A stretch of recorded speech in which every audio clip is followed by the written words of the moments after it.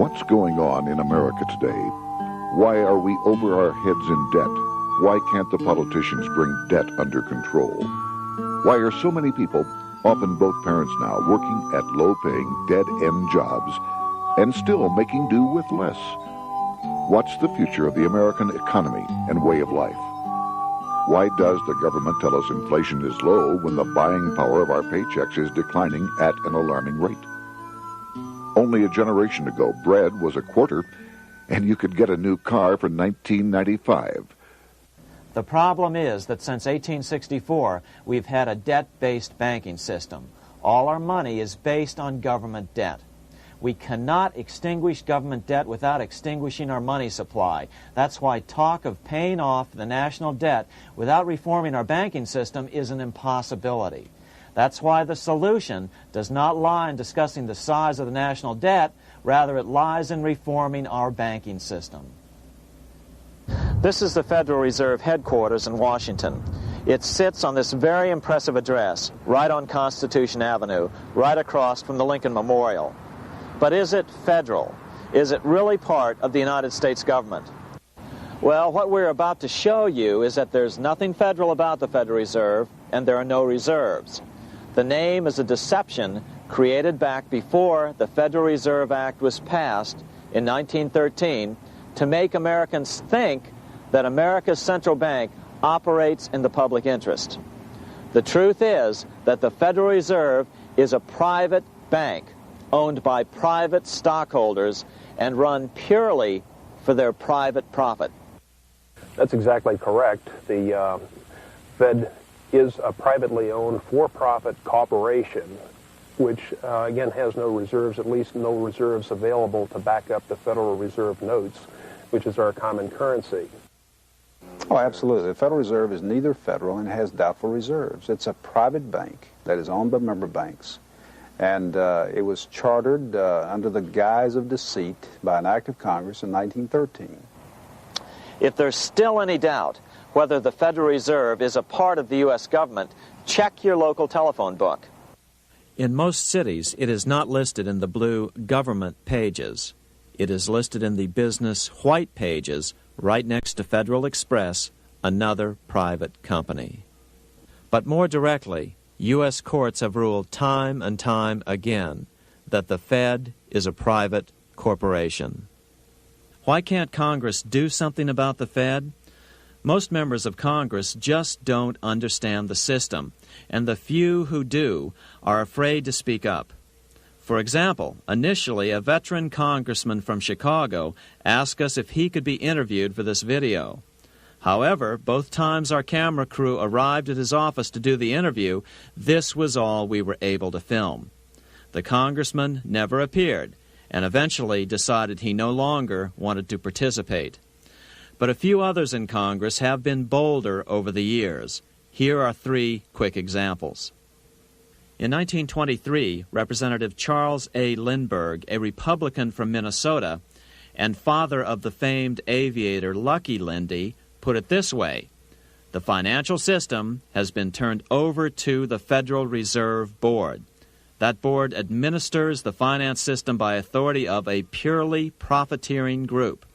The system is private, conducted for the sole purpose of obtaining the greatest possible profits from the use of other people's money. One of the most outspoken critics in Congress of the Fed was the former chairman of the House Banking and Currency Committee during the Great Depression years. Louis T. McFadden, Republican of Pennsylvania, said in 1932, "We have in this country one of the most corrupt institutions the world has ever known. I refer to the Federal Reserve Board. This evil institution has impoverished the people of the United States and has practically bankrupted our government. It has done this through the corrupt practices of the moneyed vultures who control it." Senator Barry Goldwater was a frequent critic of the Fed. Most Americans have no real understanding of the operation of the international moneylenders. The accounts of the Federal Reserve System have never been audited. It operates outside the control of Congress and manipulates the credit of the United States. The Federal Reserve really even though it is not part of the federal government, it is more powerful than the federal government. It's more powerful than the president, the Congress, and the courts. Now, a lot of people challenge me on that, but let me prove my case. The Federal Reserve determines what the average person's car payment is going to be, what their house payment is going to be, and whether they have a job or not. And I submit to you that that's total control. And the Federal Reserve is the largest single creditor of the United States government. What does Proverbs tell us? The borrower is servant to the lender. What one has to understand is that from the day the Constitution was adopted right up to today, the folks who profit from privately owned central banks, as Madison called them, the money changers, have fought a running battle for control over who gets to print America's money. Why is who prints the money so important? Think of money as just another commodity.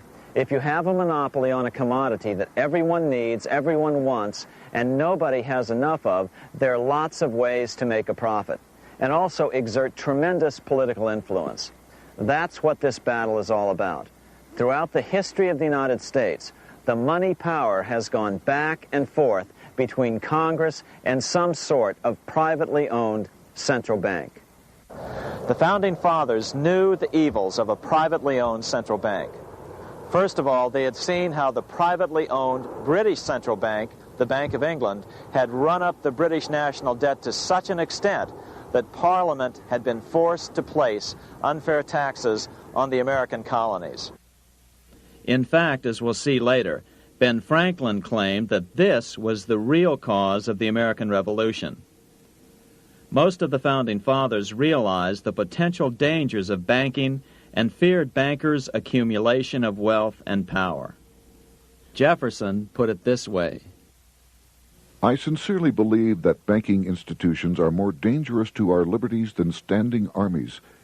The issuing power should be taken from the banks and restored to the people to whom it properly belongs. That succinct statement of Jefferson is, in fact, the solution to all our economic problems today. It bears repeating. The issuing power should be taken from the banks and restored to the people to whom it properly belongs. James Madison, the main author of the Constitution, agreed. Interestingly, he called those behind the central bank scheme money changers. Madison strongly criticized their actions. History records that the money changers have used every form of abuse, intrigue, deceit, and violent means possible to maintain their control over governments by controlling money and its issuance. The battle over who gets to issue our money has been the pivotal issue throughout the history of the United States. Wars are fought over it, depressions are caused to acquire it. Yet after World War I, this battle was rarely mentioned in newspapers or history books. Why? By World War I, the money changers, with their dominant wealth, had seized control of most of the nation's press.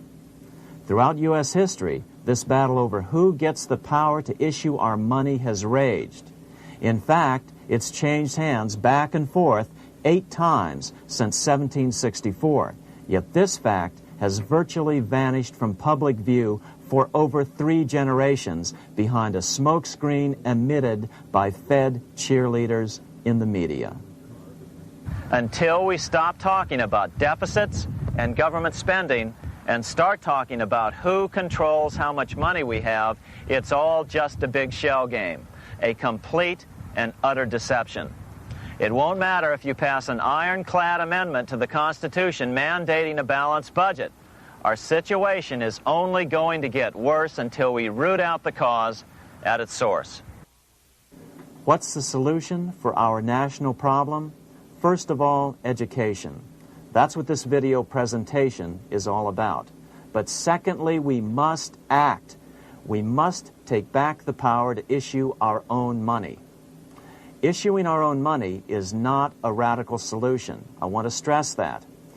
It's the same solution used at different points in U.S. history by men like Benjamin Franklin, Thomas Jefferson, Andrew Jackson, Martin Van Buren, and Abraham Lincoln. So, to sum it up, in 1913, Congress gave an independent central bank, deceptively named the Federal Reserve, a monopoly over issuing America's money, and the debt generated by this quasi-private corporation is what is killing the American economy. Though the Federal Reserve is now the most powerful central bank in the world, it was not the first. So where did this idea come from? To really understand the magnitude of the problem, we have to travel back to Europe. Just who are these money changers James Madison spoke of? In the Bible, 2,000 years ago, Jesus drove the money changers from the temple. It was the only time Jesus used force during his ministry. What were money changers doing in the temple? When Jews came to Jerusalem to pay their temple tax, they could only pay it with a special coin, the half shekel of the sanctuary. This was a half ounce of pure silver about this size. It was the only coin around at that time which was pure silver and of assured weight without the image of a pagan emperor. Therefore, to Jews, the half shekel was the only coin acceptable to God. But these coins were not plentiful. The money changers had cornered the market on them. Then they raised the price, just like any other commodity, to whatever the market would bear. In other words, money changers were making exorbitant profits because they held a virtual monopoly on money. The Jews had to pay whatever they demanded. To Jesus, this totally violated the sanctity of God's house.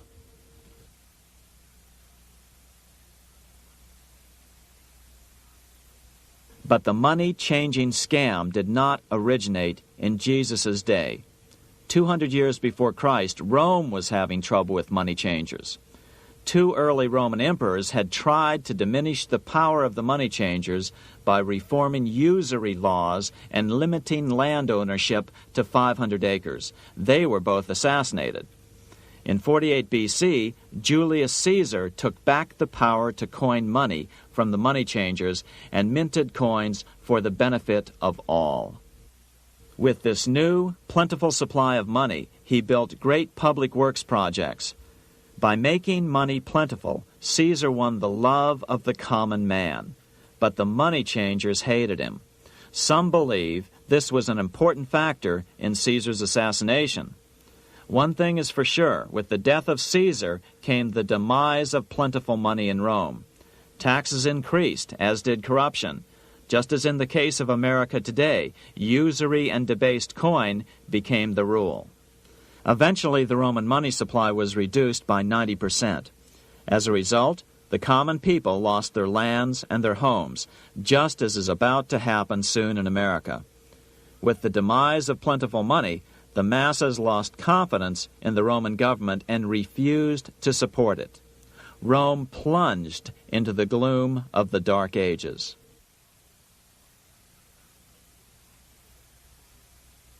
A 1,000 years after the death of Christ, money changers, those who loan out and manipulate the quantity of money, were active in medieval England.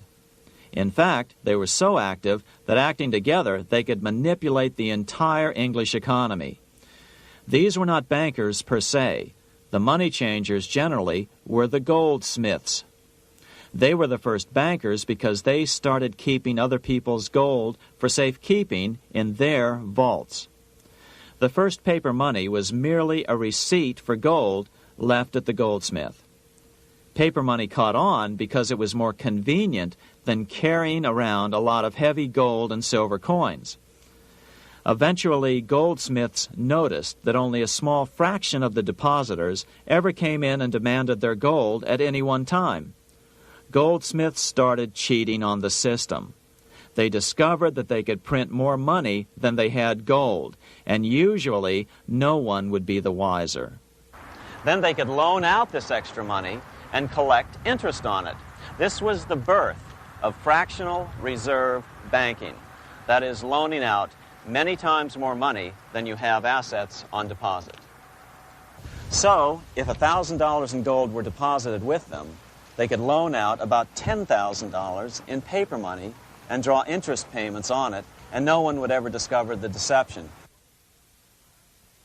By this means, goldsmiths gradually accumulated more and more wealth and used this wealth to accumulate more and more gold. Today, this practice of loaning out more money than there are reserves is known as fractional reserve banking.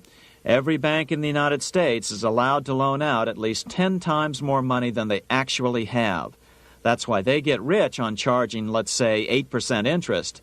It's not really 8% per year, which is their income. It's 80%. That's why bank buildings are always the largest in town. But does that mean that all interest or all banking should be illegal? Hardly. In the Middle Ages, canon law, the law of the Catholic Church, forbade charging interest on loans. This concept followed the teachings of Aristotle and St. Thomas Aquinas. They taught that the purpose of money was to serve the members of society, to facilitate the exchange of goods needed to lead a virtuous life. Interest, in their belief, hindered this purpose by putting an unnecessary burden on the use of money. In other words, interest was contrary to reason and justice. Reflecting church law in the Middle Ages, Europe forbade charging interest on loans and made it a crime called usury. As commerce grew, and therefore opportunities for investment arose in the late Middle Ages, it came to be recognized that to loan money had a cost for the lender, both in risk and in lost opportunity. So some charges were allowed, but not interest per se. But all moralists, no matter what religion, condemn fraud, oppression of the poor, and injustice as clearly immoral. As we will see, fractional reserve lending is rooted in a fraud, results in widespread poverty, and reduces the value of everyone else's money. The ancient goldsmiths discovered that extra profits could be made by rowing the economy between easy money and tight money. When they made money easier to borrow, then the amount of money in circulation expanded. Money was plentiful. People took out more loans to expand their businesses. But then the money changers would tighten the money supply. They would make loans more difficult to get. What would happen? Just what happens today. A certain percentage of people could not repay their previous loans and could not take out new loans to repay the old ones. Therefore, they went bankrupt and had to sell their assets to the goldsmiths for pennies on the dollar. The same thing is still going on today. Only today, we call this rowing of the economy up and down the business cycle. Like Julius Caesar, King Henry I of England finally resolved to take the money power away from the goldsmiths about 1100 A.D. Henry could have used anything as money, seashells, feathers, or even yak dung, as is often done in remote Tibetan provinces. But he invented one of the most unusual money systems in history. It was called the tally stick system. Here I have one of the few surviving examples of this form of British money, which lasted 726 years until 1826, a tally stick. The tally system was adopted to avoid the monetary manipulation of the goldsmiths. Tally sticks were money fabricated out of sticks of polished wood. Notches were cut along one edge of the stick to indicate the denominations. Then the stick was split lengthwise through the notches so that both pieces still had a record of the notches. The king kept one half to protect against counterfeiting. Then he would spend the other half into the economy and they would circulate as money. This particular tally stick is huge. It represented 25,000 pounds. One of the original stockholders in the Bank of England purchased his original shares with this stick. In other words, he bought shares in the world's richest and most powerful corporation with a stick of wood. It's ironic that after its formation in 1694, the Bank of England attacked the tally stick system because it was money outside the power of the money changers, just as King Henry had wanted it to be. Why do people accept sticks of wood for money? That's a great question. Throughout history, people traded anything they thought had value and used as money. You see, the secret is that money is only what people agree on to use as money. What's our paper money today? It's really just paper. But here's the trick. King Henry ordered that tally sticks had to be used to pay the king's taxes.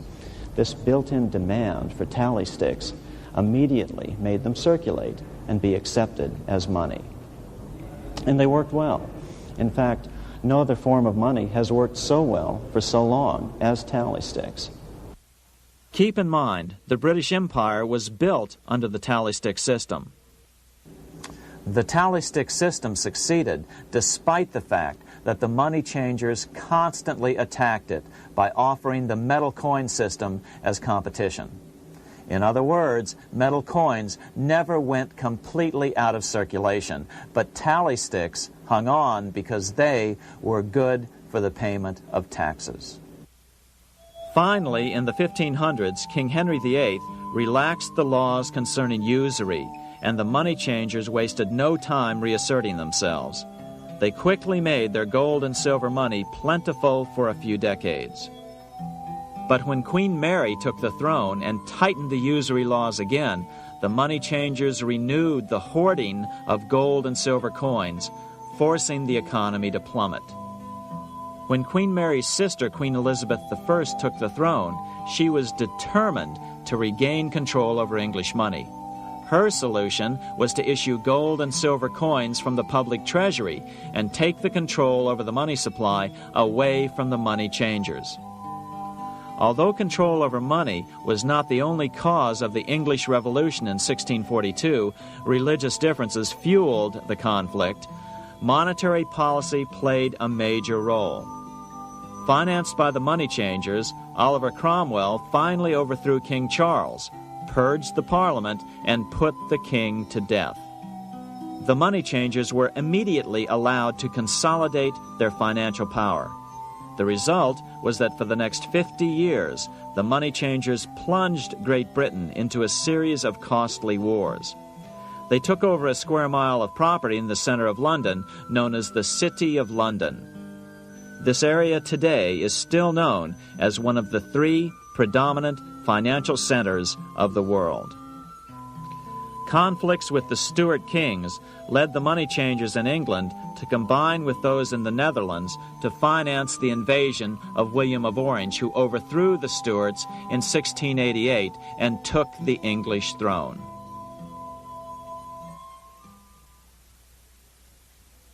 By the end of the 1600s, England was in financial ruin. 50 years of more or less continuous wars with France and Holland had exhausted her. Frantic government officials met with the money changers to beg for the loans necessary to pursue their political purposes. The price was high. A government-sanctioned, privately owned bank which could issue money created out of nothing. It was to be the modern world's first privately owned central bank, the Bank of England. Although it was deceptively called the Bank of England to make the general population think it was part of the government, it was not. Like any other private corporation, the Bank of England sold shares to get started. The investors, whose names were never revealed, were supposed to put up £1.25 million British pounds in gold coin to buy their shares in the bank, but only £750,000 was ever received.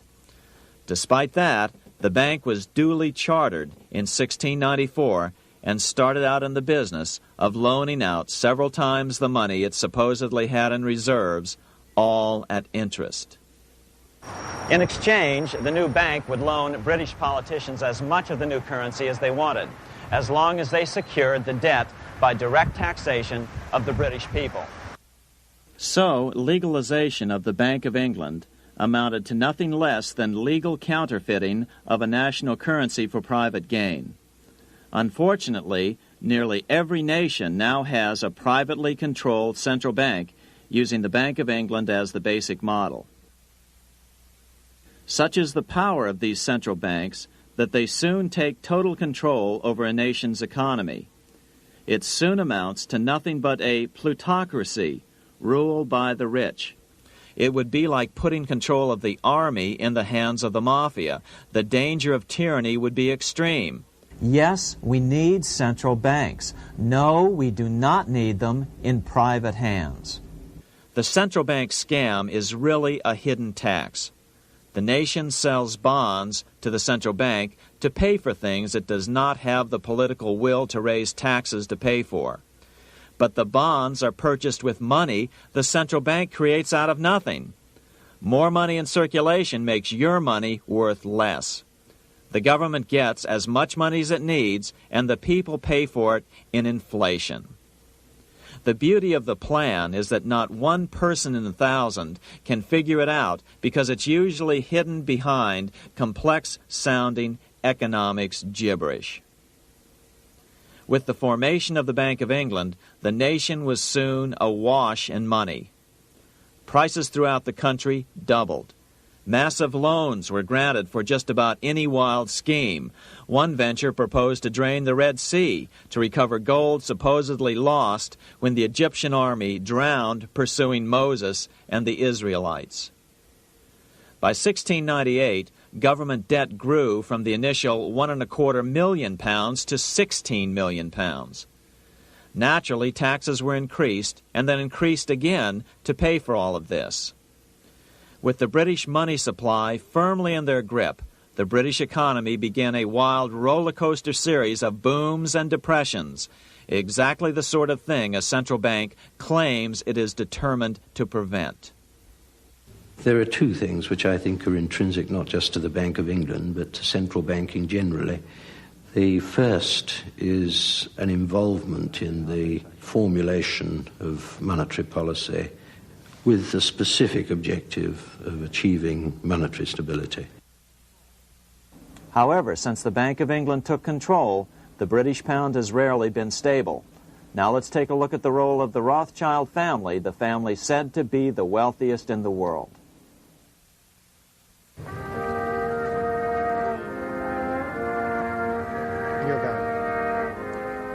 This is Frankfurt, Germany.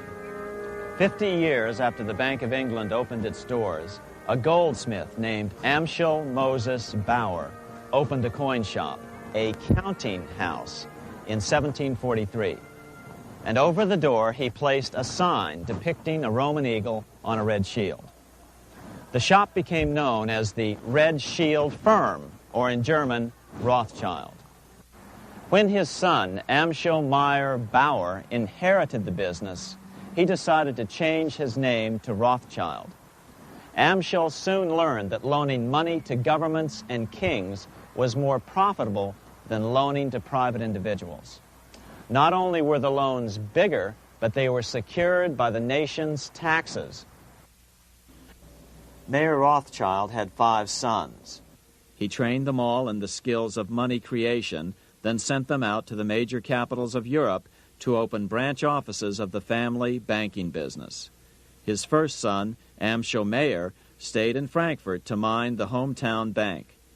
His second son, Solomon, was sent to Vienna. His third son, Nathan, was clearly the most clever. He was sent to London at age 21 in 1798, 100 years after the founding of the Bank of England. His fourth son, Karl, went to Naples, and his fifth son, Jacob, went to Paris. In 1785, Mayer Amschel moved his entire family to this larger house, a 5-story dwelling he shared with the Schiff family. This house was known as the Green Shield. The Rothschilds and the Schiffs would play a central role in the rest of European financial history and in that of the United States. The Rothschilds broke into dealings with European royalty here at Wilhelmshof, the palace of the wealthiest man in Germany. In fact, the wealthiest monarch in all Europe, Prince William of Hesse-Kassel. At first, the Rothschilds were only helping William speculate in precious coins. But when Napoleon chased Prince William into exile, he sent £550,000, a gigantic sum at that time, to Nathan Rothschild in London with instructions for him to buy consols, British government bonds, also called government stock. But Rothschild used the money for his own purposes. With Napoleon on the loose, the opportunities of wartime investments were nearly limitless. William returned here sometime prior to the Battle of Waterloo in 1815. He summoned Rothschild and demanded his money back. The Rothschilds returned William's money with the interest the British consuls would have paid him had the investment actually been made. But the Rothschilds kept all the past profits they had made using William's money. Nathan Rothschild later bragged that in the 17 years he'd been in England, he'd increased his original £20,000 stake given to him by his father by 2,500 times. By cooperating within the family, the Rothschilds soon grew unbelievably wealthy. By the mid-1800s, they dominated all European banking and were certainly the wealthiest family in the world. They financed Cecil Rhodes, making it possible for him to establish a monopoly over the diamond and gold fields of South Africa. In America, they financed the Harrimans and railroads, the Vanderbilts and railroads and the press, and Carnegie in the steel industry, among many others. In fact, during World War I, J.P. Morgan was thought to be the richest man in America. But after his death, it was discovered that he was actually only a lieutenant of the Rothschilds. Once Morgan's will was made public, it was discovered that he owned only 19% of J.P. Morgan companies. By 1850, James Rothschild, the heir of the French branch of the family, was said to be worth 600 million French francs, 150 million more than all the other bankers in France put together. He built this mansion called Ferrier, just east of Paris. Wilhelm I, on seeing it, exclaimed, "Kings couldn't afford this. It could only belong to a Rothschild." Another 19th century French commentator put it this way: "There is but one power in Europe, and that is Rothschild."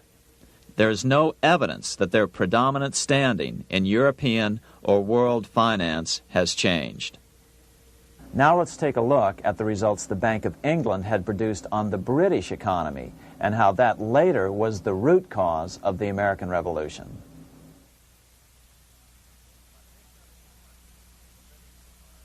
By the mid-1700s, the British Empire was nearing its height of power around the world.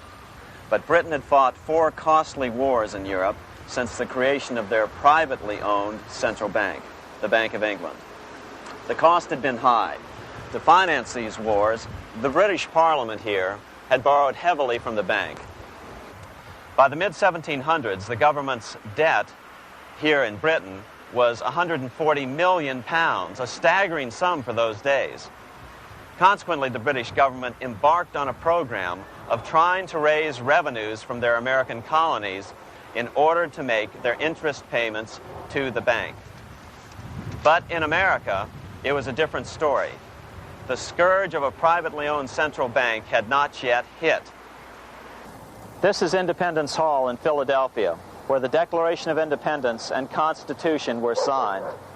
In the mid-1700s, pre-revolutionary America was still relatively poor. There was a severe shortage of precious metal coins to trade for goods, so the early colonists were forced to experiment with printing their own homegrown paper money. Some of these experiments were successful. Franklin was a big supporter of the colonies printing their own paper money.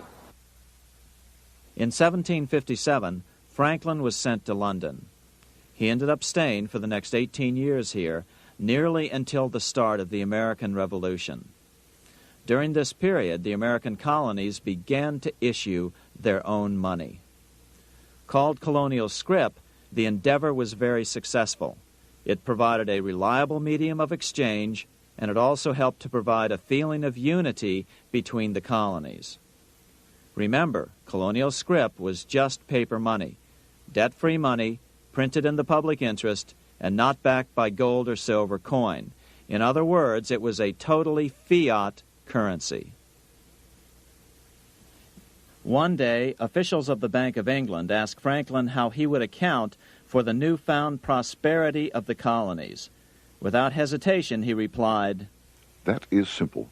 In the colonies, we issue our own money. It is called colonial scrip. We issue it in proper proportion to the demands of trade and industry to make the products pass easily from the producers to the consumers. In this manner, creating for ourselves our own paper money, we control its purchasing power, and we have no interest to pay to no one."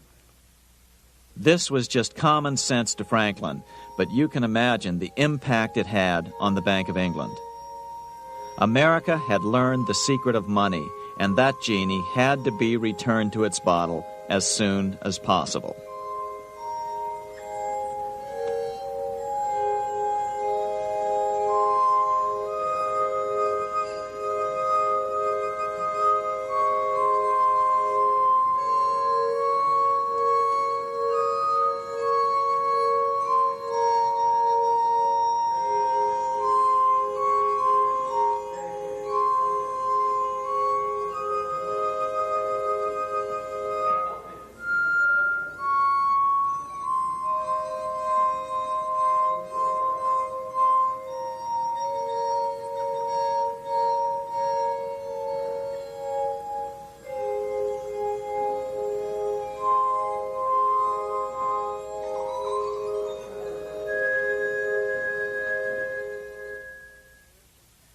As a result, Parliament hurriedly passed the Currency Act of 1764.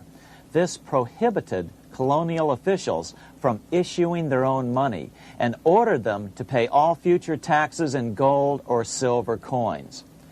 In other words, it forced the colonies on a gold or silver standard. For those who still believe that a gold standard is the answer for America's current monetary problems, look what happened to America after that.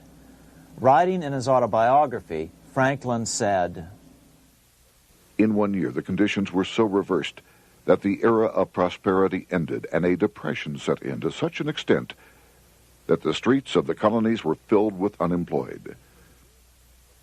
Franklin claims that this was even the basic cause for the American Revolution. As Franklin put it in his autobiography, "The colonies would gladly have borne a little tax on tea and other matters had it not been that England took away from the colonies their money, which created unemployment and dissatisfaction. The inability of the colonists to get the power to issue their own money permanently out of the hands of George III and the international bankers was the prime reason for the Revolutionary War." By the time the first shots were fired in Lexington, Massachusetts, on April 19, 1775, the colonies had been drained of gold and silver coin by British taxation. As a result, the Continental government had no choice but to print money to finance the war. At the start of the Revolution, the U.S. money supply stood at $12 million. By the end of the war, it was nearly $500 million. As a result, the currency was virtually worthless. Shoes sold for $5,000 a pair. Colonial scrip had worked because just enough was issued to facilitate trade. As George Washington lamented, "A wagon load of money will scarcely purchase a wagon load of provisions." Today, those who support a gold-backed currency point to this period during the Revolution to demonstrate the evils of a fiat currency. But remember, the same currency had worked so well 20 years earlier during times of peace that the Bank of England had Parliament outlaw it. Towards the end of the Revolution, the Continental Congress, meeting here at Independence Hall, grew desperate for money. In 1781, they allowed Robert Morris, their financial superintendent, to open a privately owned central bank. Incidentally, Morris was a wealthy man who had grown wealthier during the Revolution by trading in war materials. Called the Bank of North America, the new bank was closely modeled after the Bank of England. It was allowed to practice fractional reserve banking. That is, it could lend out money it didn't have, then charge interest on it. If you or I were to do that, we would be charged with fraud, a felony. The bank's charter called for private investors to put up $400,000 worth of initial capital. But when Morris was unable to raise the money, he brazenly used his political influence to have gold deposited in the bank, which had been loaned to America by France. He then loaned this money to himself and his friends to reinvest in shares of the bank. And, like the Bank of England, the bank was given a monopoly over the national currency. Soon the dangers became clear. The value of American currency continued to plummet. So, 4 years later, in 1785, the bank's charter was not renewed. The leader of the effort to kill the bank, William Findley of Pennsylvania, explained the problem this way, quote, "This institution, having no principle but that of avarice, will never be varied in its object, to engross all the wealth, power, and influence of the state." The men behind the Bank of North America, Alexander Hamilton, Robert Morris, and the bank's president, Thomas Whiling, did not give up. Only 6 years later, Hamilton, then Secretary of the Treasury, and his mentor, Morris, rammed a new privately owned central bank through the new Congress. Called the First Bank of the United States, Thomas Whiling again served as the bank's president. The players were the same, only the name of the bank was changed.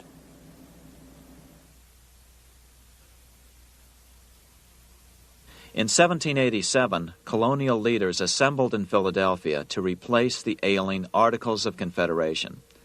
As we saw earlier, both Thomas Jefferson and James Madison were unalterably opposed to a privately owned central bank. They had seen the problems caused by the Bank of England. They wanted nothing of it. As Jefferson later put it,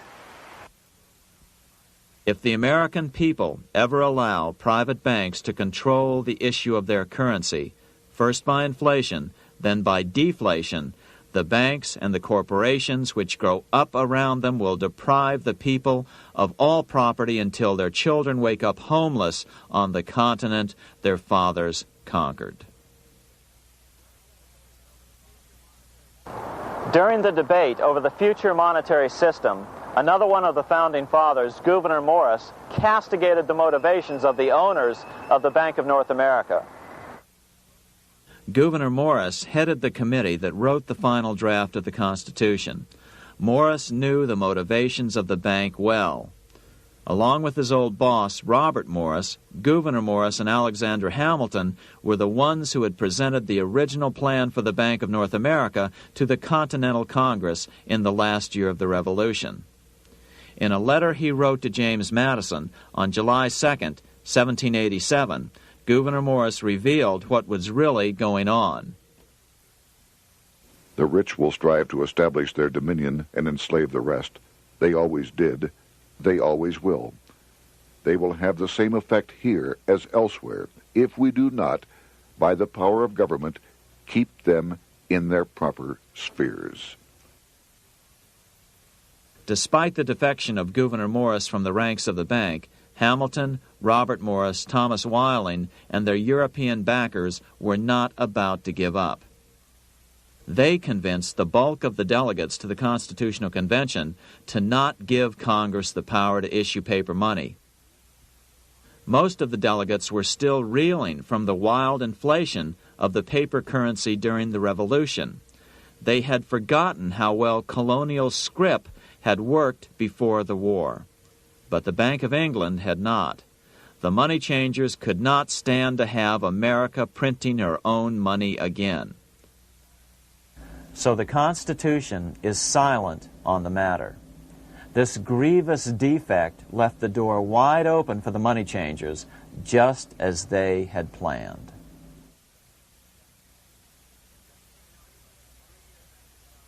In 1790, less than 3 years after the Constitution had been signed, the money changers struck again. The newly appointed first Secretary of the Treasury, Alexander Hamilton, proposed a bill to the Congress calling for a new, privately owned central bank. Coincidentally, that was the very year that Amschel Rothschild made his pronouncement from his flagship bank in Frankfurt. Let me issue and control a nation's money, and I care not who writes the laws. Alexander Hamilton was a tool of the international bankers, and he wanted to create the U.S. Bank, the BUS, or the Bank of the United States, and did so. Interestingly, one of Hamilton's first jobs after graduating from law school in 1782 was as an aide to Robert Morris, the head of the Bank of North America. In fact, the year before, Hamilton had written Morris a letter saying, "A national debt, if it is not excessive, will be to us a national blessing." A blessing to whom? After a year of intense debate, in 1791, Congress passed the bill and gave it a 20-year charter. The new bank was to be called the First Bank of the United States, or BUS. Here we are in front of the First Bank of the United States in Philadelphia. The bank was given a monopoly on printing U.S. currency, even though 80% of its stock would be held by private investors. The other 20% would be purchased by the U.S. government. But the reason was not to give the government a piece of the action. It was to provide the capital for the other 80% owners. As with the old Bank of North America and the Bank of England before that, the stockholders never paid the full amount for their shares. The U.S. government put up their initial $2 million in cash. Then the bank, through the old magic of fractional reserve lending, made loans to its charter investors so they could come up with the remaining $8 million of capital needed for this risk-free investment. Like the Bank of England, the name of the Bank of the United States was deliberately chosen to hide the fact that it was privately controlled. And like the Bank of England, the names of the investors in the bank were never revealed. Many years later, it was a common saying that the Rothschilds were the power behind the old Bank of the United States. The bank was sold to Congress as a way to bring stability to the banking system and eliminate inflation. So what happened? Over the first 5 years, the U.S. government borrowed $8.2 million from the Bank of the United States. In the same 5-year period, prices rose by 72%. Jefferson, as the new Secretary of State, watched the borrowing with sadness and frustration, unable to stop it. I wish it were possible to obtain a single amendment to our Constitution, taking from the federal government the power of borrowing. Millions of Americans feel the same way today. They watch in helpless frustration as the federal government borrows the American economy into oblivion. So, although it was called the First Bank of the United States, it was not the first attempt at a privately owned central bank in this country. As with the Bank of North America, the government put up most of the cash to get this private bank going, then the bankers loaned the money to each other to buy the remaining stock in the bank. It was a scam, plain and simple, and they wouldn't be able to get away with it for long. But first, we have to travel back to Europe to see how a single man was able to manipulate the entire British economy by obtaining the first news of Napoleon's final defeat.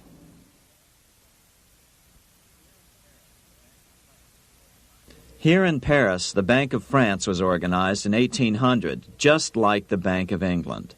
But Napoleon decided France had to break free of debt, and he never trusted the Bank of France. He declared that when a government is dependent upon bankers for money, the bankers, not the leaders of the government, are in control.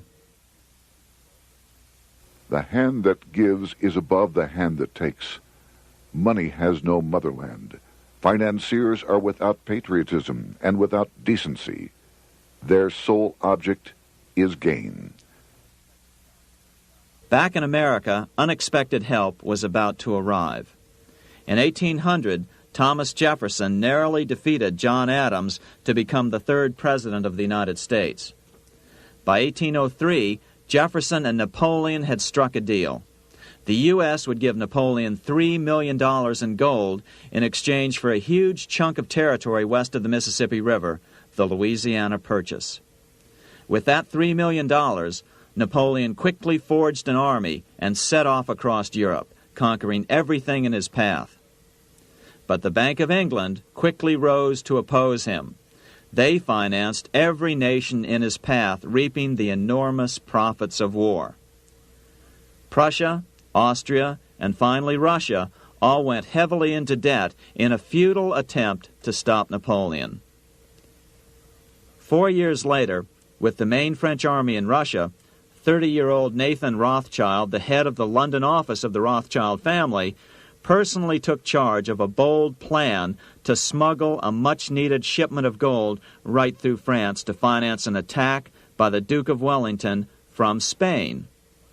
Nathan later bragged at a dinner party in London that it was the best business he'd ever done. Little did he know that he would do much better business in the near future.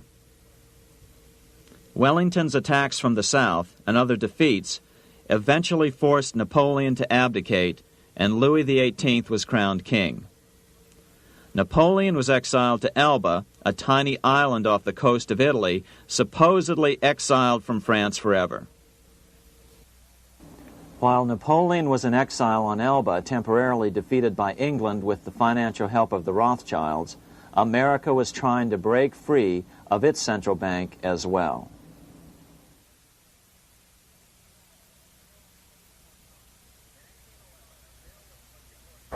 In 1811, a bill was put before Congress to renew the charter of the Bank of the United States. The debate grew very heated, and the legislatures of both Pennsylvania and Virginia passed resolutions asking Congress to kill the bank. The press corps of the day attacked the bank openly, calling it a great swindle, a vulture, a viper, and a cobra. Oh, to have an independent press once again in America. A congressman named P.B. Porter attacked the bank from the floor of Congress, saying if the bank's charter was renewed, Congress, quote, will have planted in the bosom of this Constitution a viper, which one day or another will sting the liberties of this country to the heart, close quote. Prospects didn't look that good for the bank. Some writers have even claimed that Nathan Rothschild warned that the United States would find itself involved in a most disastrous war if the bank's charter were not renewed.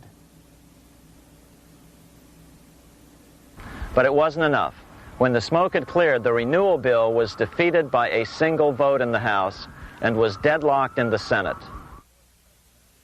By now, America's fourth president, James Madison, was in the White House. Remember, Madison was a staunch opponent of the bank.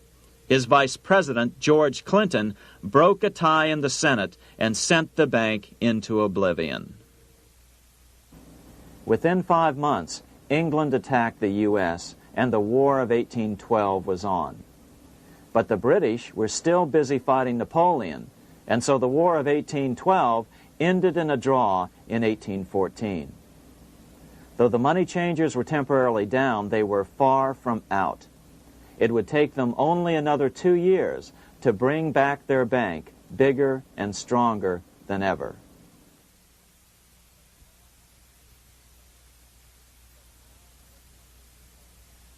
But now let's return to Napoleon, because nothing else in history more aptly demonstrates the ingenuity of the Rothschild family than their control of the British stock market after Waterloo. In 1815, a year after the end of the War of 1812 in America, Napoleon escaped his exile and returned to Paris. French troops were sent out to capture him, but such was his charisma that the soldiers rallied around their old leader and hailed him as their emperor once again. In March of 1815, Napoleon equipped an army which Britain's Duke of Wellington defeated less than 90 days later at Waterloo. Some writers claim Napoleon borrowed £5 million from the Bank of England to rearm, but it appears these funds actually came from the Ouvard banking house in Paris. Nevertheless, from about this point on, it was not unusual for privately controlled central banks to finance both sides in a war. Why would a central bank finance opposing sides in a war? Because war is the biggest debt generator of them all. A nation will borrow any amount for victory. The ultimate loser is loaned just enough to hold out the vain hope of victory, and the ultimate winner is given enough to win.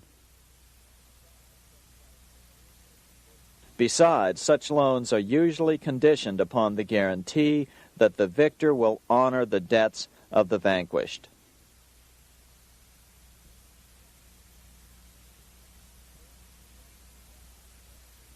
This is the Waterloo battlefield about 200 miles northeast of Paris in what today is Belgium. Here Napoleon suffered his final defeat, but not before thousands of French and Englishmen gave their lives on a steamy summer day in July of 1815. Right over there, on June 18, 1815, 74,000 French troops met 67,000 troops from Britain and other European nations. The outcome was certainly in doubt. In fact, had Napoleon attacked a few hours earlier, he would probably have won the battle. But no matter who won or lost, back in London, Nathan Rothschild planned to use the opportunity to try to seize control over the British stock and bond market and possibly even the Bank of England. Rothschild stationed a trusted agent, a man named Rothworth, on the north side of the battlefield, closer to the English Channel. Once the battle had been decided, Rothworth took off for the Channel. He delivered the news to Nathan Rothschild a full 24 hours before Wellington's own courier. Rothschild hurried to the stock market and took up his usual position in front of an ancient pillar. All eyes were on him. The Rothschilds had a legendary communications network. If Wellington had been defeated and Napoleon was loose on the continent again, Britain's financial situation would become grave indeed. Rothschild looked saddened. He stood there motionless, eyes downcast. Then suddenly he began selling. Other nervous investors saw that Rothschild was selling. It could only mean one thing. Napoleon must have won, Wellington must have lost. The market plummeted. Soon everyone was selling their consols, their British government bonds, and prices dropped sharply. But then Rothschild started secretly buying up the consols through his agents for only a fraction of their worth hours before. Myths, legends, you say? 100 years later, the New York Times ran a story which said that Nathan's grandson had attempted to secure a court order to suppress a book with this stock market story in it. The Rothschild family claimed the story was untrue and libelous, but the court denied the Rothschilds' request and ordered the family to pay all court costs. What's even more interesting about this story is that some authors claim that the day after the Battle of Waterloo, in a matter of hours, Nathan Rothschild came to dominate not only the bond market, but the Bank of England as well. Whether or not the Rothschild family seized control of the Bank of England, the first privately owned central bank in a major European nation and the wealthiest, one thing is certain. By the mid-1800s, the Rothschilds were the richest family in the world, bar none. They dominated the new government bond markets and branched into other banks and industrial concerns. In fact, the rest of the 19th century was known as the Age of the Rothschilds. Despite this overwhelming wealth, the family has generally cultivated an aura of invisibility. Although the family controls scores of industrial, commercial, mining, and tourist corporations, only a handful bear the Rothschild name. By the end of the 19th century, one expert estimated that the Rothschild family controlled half the wealth of the world. Whatever the extent of their vast wealth, it is reasonable to assume that their percentage of the world's wealth has increased since then. But since the turn of the century, the Rothschilds have cultivated the notion that their power has somehow waned even as their wealth increases.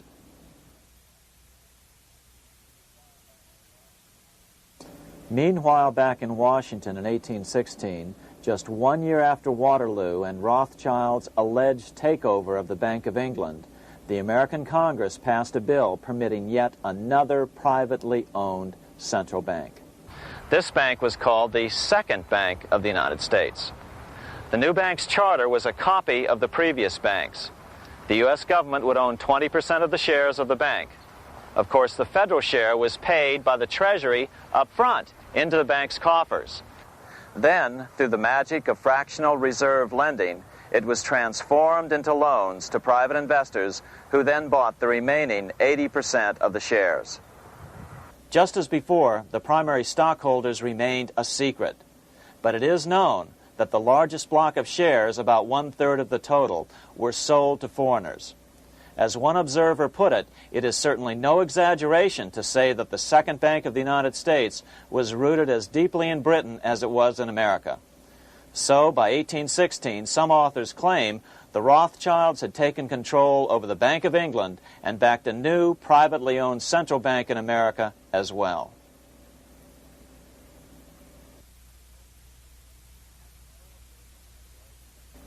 After 12 years of manipulations of the U.S. economy on the part of the Second Bank of the U.S., the American people had had just about enough. Opponents of the bank nominated a dignified senator from Tennessee, Andrew Jackson, the hero of the Battle of New Orleans, to run for president. This is his home, the Hermitage. No one gave Jackson a chance initially. The bank had long ago learned how the political process could be controlled with money. To the surprise and dismay of the money changers, Jackson was swept into office in 1828. Jackson was determined to kill the bank at the first opportunity and wasted no time in trying to do so. But the bank's 20-year charter didn't come up for renewal until 1836, the last year of his second term, if he could survive that long. During his first term, Jackson contented himself with rooting out the bank's many minions from government service. He fired 2,000 of the 11,000 employees of the federal government. In 1832, with his re-election approaching, the bank struck an early blow, hoping Jackson would not want to stir up controversy. They asked Congress to pass a renewal bill 4 years early. Naturally, Congress complied, then sent it to the president for signing. But Jackson weighed in with both feet. Old Hickory, never a coward, vetoed the bill. His veto message is one of the great American documents. It clearly lays out the responsibility of the American government towards its citizens, rich and poor. It is not our own citizens only who are to receive the bounty of our government. More than 8 millions of the stock of this bank are held by foreigners. Is there no danger to our liberty and independence in a bank that in its nature has so little to bind it to our country? Controlling our currency, receiving our public monies, and holding thousands of our citizens' independence would be more formidable and dangerous than a military power of the enemy. If government would confine itself to equal protection and, as heaven does its rains, shower its favor alike on the high and the low, the rich and the poor, it would be an unqualified blessing. In the act before me, there seems to be a wide and unnecessary departure from these just principles. Later that year, in July 1832, Congress was unable to override Jackson's veto. Now Jackson had to stand for re-election. Jackson took his argument directly to the people. For the first time in U.S. history, Jackson took his presidential campaign on the road. Before then, presidential candidates stayed at home and looked presidential. His campaign slogan was "Jackson and no bank." The National Republican Party ran Senator Henry Clay against Jackson. Despite the fact that the bankers poured over $3 million into Clay's campaign, Jackson was reelected by a landslide in November of 1832. Despite his presidential victory, Jackson knew the battle was only beginning. "The hydra of corruption is only scotched, not dead," said the newly elected president.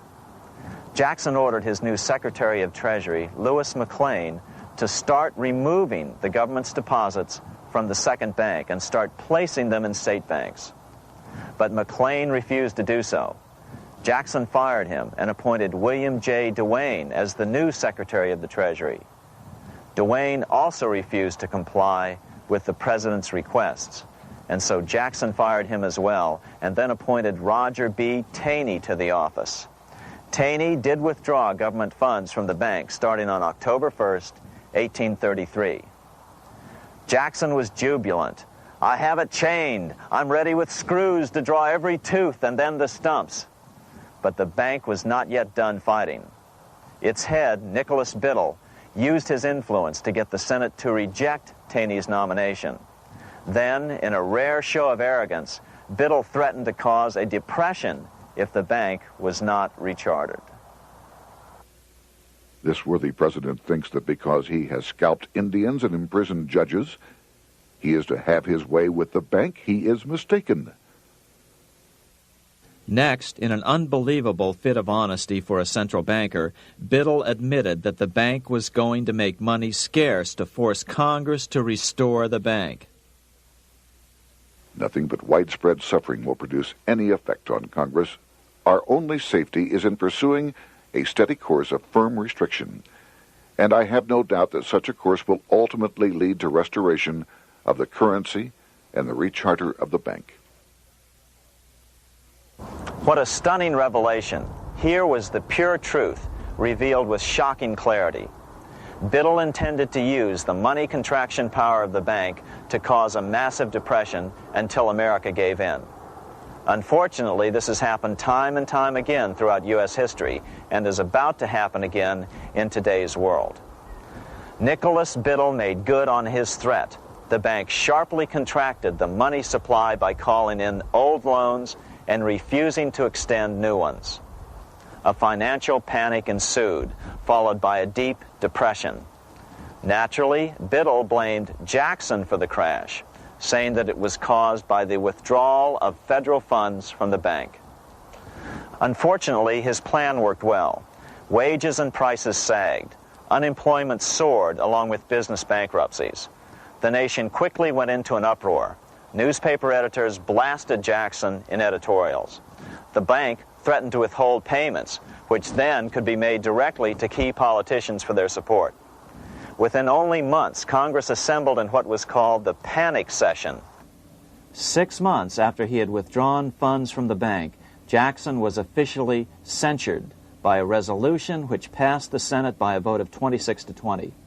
It was the first time a president had ever been censured by Congress. Jackson lashed out at the bank. "You are a den of vipers. I intend to rout you out, and by eternal God, I will rout you out." America's fate teetered on a knife edge. If Congress could muster enough votes to override Jackson's veto, the bank would be granted another 20-year monopoly or more over America's money, time enough to consolidate its already great power. Then a miracle occurred. The governor of Pennsylvania came out supporting President Jackson and strongly criticized the bank. On top of that, Biddle had been caught boasting in public about the bank's plan to crash the economy. Suddenly, the tide shifted. In April of 1834, the House of Representatives voted 134 to 82 against rechartering the bank. This was followed up by an even more lopsided vote to establish a special committee to investigate whether the bank had caused the crash. When the investigating committee arrived at the bank's door in Philadelphia, armed with a subpoena to examine the books, Biddle refused to give them up. Nor would he allow inspection of correspondence with congressmen relating to their personal loans and advances he'd made to them. He also refused to testify before the committee back in Washington. On January 8th, 1835, Jackson paid off the final installment on the national debt, which had been necessitated by allowing the banks to issue currency for government bonds rather than simply issuing treasury notes without such debt. He was the only president to ever pay off the debt. A few weeks later, on January 30th, 1835, an assassin by the name of Richard Lawrence tried to shoot President Jackson, but by the grace of God, both pistols misfired. Lawrence was later found not guilty by reason of insanity. After his release, he bragged to friends that powerful people in Europe had put him up to the task and promised to protect him if he were caught. The following year, when its charter ran out, the Second Bank of the United States ceased functioning as the nation's central bank. Biddle was later arrested and charged with fraud. He was tried and acquitted, but died shortly thereafter while still tied up in civil suits. After his second term as president, Jackson retired here to the Hermitage outside of Nashville to live out his life. He is still remembered here for his determination to kill the bank. In fact, he killed it so well that it took the money changers 77 years to undo the damage. When asked what his most important accomplishment had been, Jackson replied, "I killed the bank."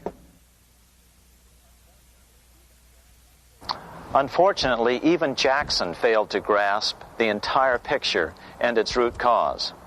Although Jackson had killed the central bank, the most insidious weapon of the money changers, fractional reserve banking, remained in use by the numerous state-chartered banks. This fueled economic instability in the years before the Civil War. Still, the central bankers were out, and as a result, America thrived as it expanded westward. During this time, the principal money changers struggled to regain their lost centralized power, but to no avail. Then, finally, they reverted to the old central bankers' formula: war to create debt and dependency. If they couldn't get their central bank any other way, America could be brought to its knees by plunging it into a civil war, just as they had done in 1812 after the first Bank of the United States was not rechartered. 1 month after the inauguration of Abraham Lincoln, the first shots of the American Civil War were fired here at Fort Sumter, South Carolina, on April 12, 1861. Certainly slavery was a cause for the Civil War, but not the primary cause. Lincoln knew that the economy of the South depended upon slavery, and so before the Civil War, he had no intention of eliminating it. Lincoln had put it this way in his inaugural address only 1 month earlier. I have no purpose, directly or indirectly, to interfere with the institution of slavery in the states where it now exists. I believe I have no lawful right to do so, and I have no inclination to do so. Even after the first shots were fired here at Fort Sumter, Lincoln continued to insist that the Civil War was not about the issue of slavery. My paramount objective is to save the Union, and it is not either to save or destroy slavery. If I could save the Union without freeing any slave, I would do it. So what was the Civil War all about? There were many factors at play. Northern industrialists had used protective tariffs to prevent the southern states from buying cheaper European goods. Europe retaliated by stopping cotton imports from the South. The southern states were in a double financial bind. They were forced to pay more for most of the necessities of life, while their income from cotton exports plummeted. The South was angry. But there were other factors at work. The money changers were still stung by America's withdrawal from their control 25 years earlier. Since then, America's wildcat economy had made the nation rich, a bad example for the rest of the world. The central bankers now saw an opportunity to split the rich new nation, to divide and conquer by war. Was this just some sort of wild conspiracy theory at the time? Well, let's take a look at what a well-placed observer of the scene had to say at the time. His name was Otto von Bismarck, Chancellor of Germany, the man who united the German states a few years later. The division of the United States into federations of equal force was decided long before the Civil War by the high financial powers of Europe. These bankers were afraid that the United States, if they remained as one bloc and as one nation, would attain economic and financial independence which would upset their financial domination over the world. Within months after the first shots here at Fort Sumter, the central bankers loaned Napoleon III of France, the nephew of the Waterloo Napoleon, 210 million francs to seize Mexico and station troops along the southern border of the U.S., taking advantage of their war to violate the Monroe Doctrine and return Mexico to colonial rule. No matter what the outcome of the Civil War, a weakened America, heavily indebted to the money changers, would open up Central and South America once again to European colonization and domination. The very thing America's Monroe Doctrine had forbade in 1823. At the same time, Great Britain moved 11,000 troops into Canada and positioned them menacingly along America's northern border. The British fleet went to war alert should their quick intervention be called for. Lincoln knew he was in a double bind. That's why he agonized over the fate of the Union. There was a lot more to it than just differences between the North and the South. That's why his emphasis was always on union and not merely the defeat of the South. But Lincoln needed money to win. In 1861, Lincoln and his Secretary of Treasury, Salmon P. Chase, went to New York to apply for the necessary loans. The money changers, anxious to see the Union fail, offered loans at 24 to 36% interest. Lincoln said thanks, but no thanks, and returned to Washington. Lincoln sent for an old friend, Colonel Dick Taylor of Chicago, and put him on the problem of financing the war. During one meeting, Lincoln asked Taylor what he'd discovered. Taylor put it this way. Why, Lincoln, that is easy. Just get Congress to pass a bill authorizing the printing of full legal tender Treasury notes, and pay your soldiers with them, and go ahead and win your war with them also. When Lincoln asked if the people of the United States would accept the notes, Taylor said, "The people, or anyone else, will not have any choice in the matter if you make them full legal tender. They will have the full sanction of the government and be just as good as any money, as Congress is given that express right by the Constitution." So that's exactly what Lincoln did. In 1862-63, he printed up $450 million worth of the new bills. In order to distinguish them from other banknotes in circulation, he printed them in green ink on the back side. That's why the notes were called greenbacks. With this new money, Lincoln paid the troops and bought their supplies. During the course of the war, nearly $450 million worth of greenbacks were printed at no interest to the federal government. Lincoln understood who was really pulling the strings and what was at stake for the American people. This is how he explained his rationale. The government should create, issue, and circulate all the currency and credit needed to satisfy the spending power of the government and the buying power of consumers. The privilege of creating and issuing money is not only the supreme prerogative of government, but it is the government's greatest creative opportunity. By the adoption of these principles, the taxpayers will be saved immense sums of interest. Money will cease to be master and become the servant of humanity. A truly incredible editorial in the London Times explained the central bankers' attitude towards Lincoln's greenbacks.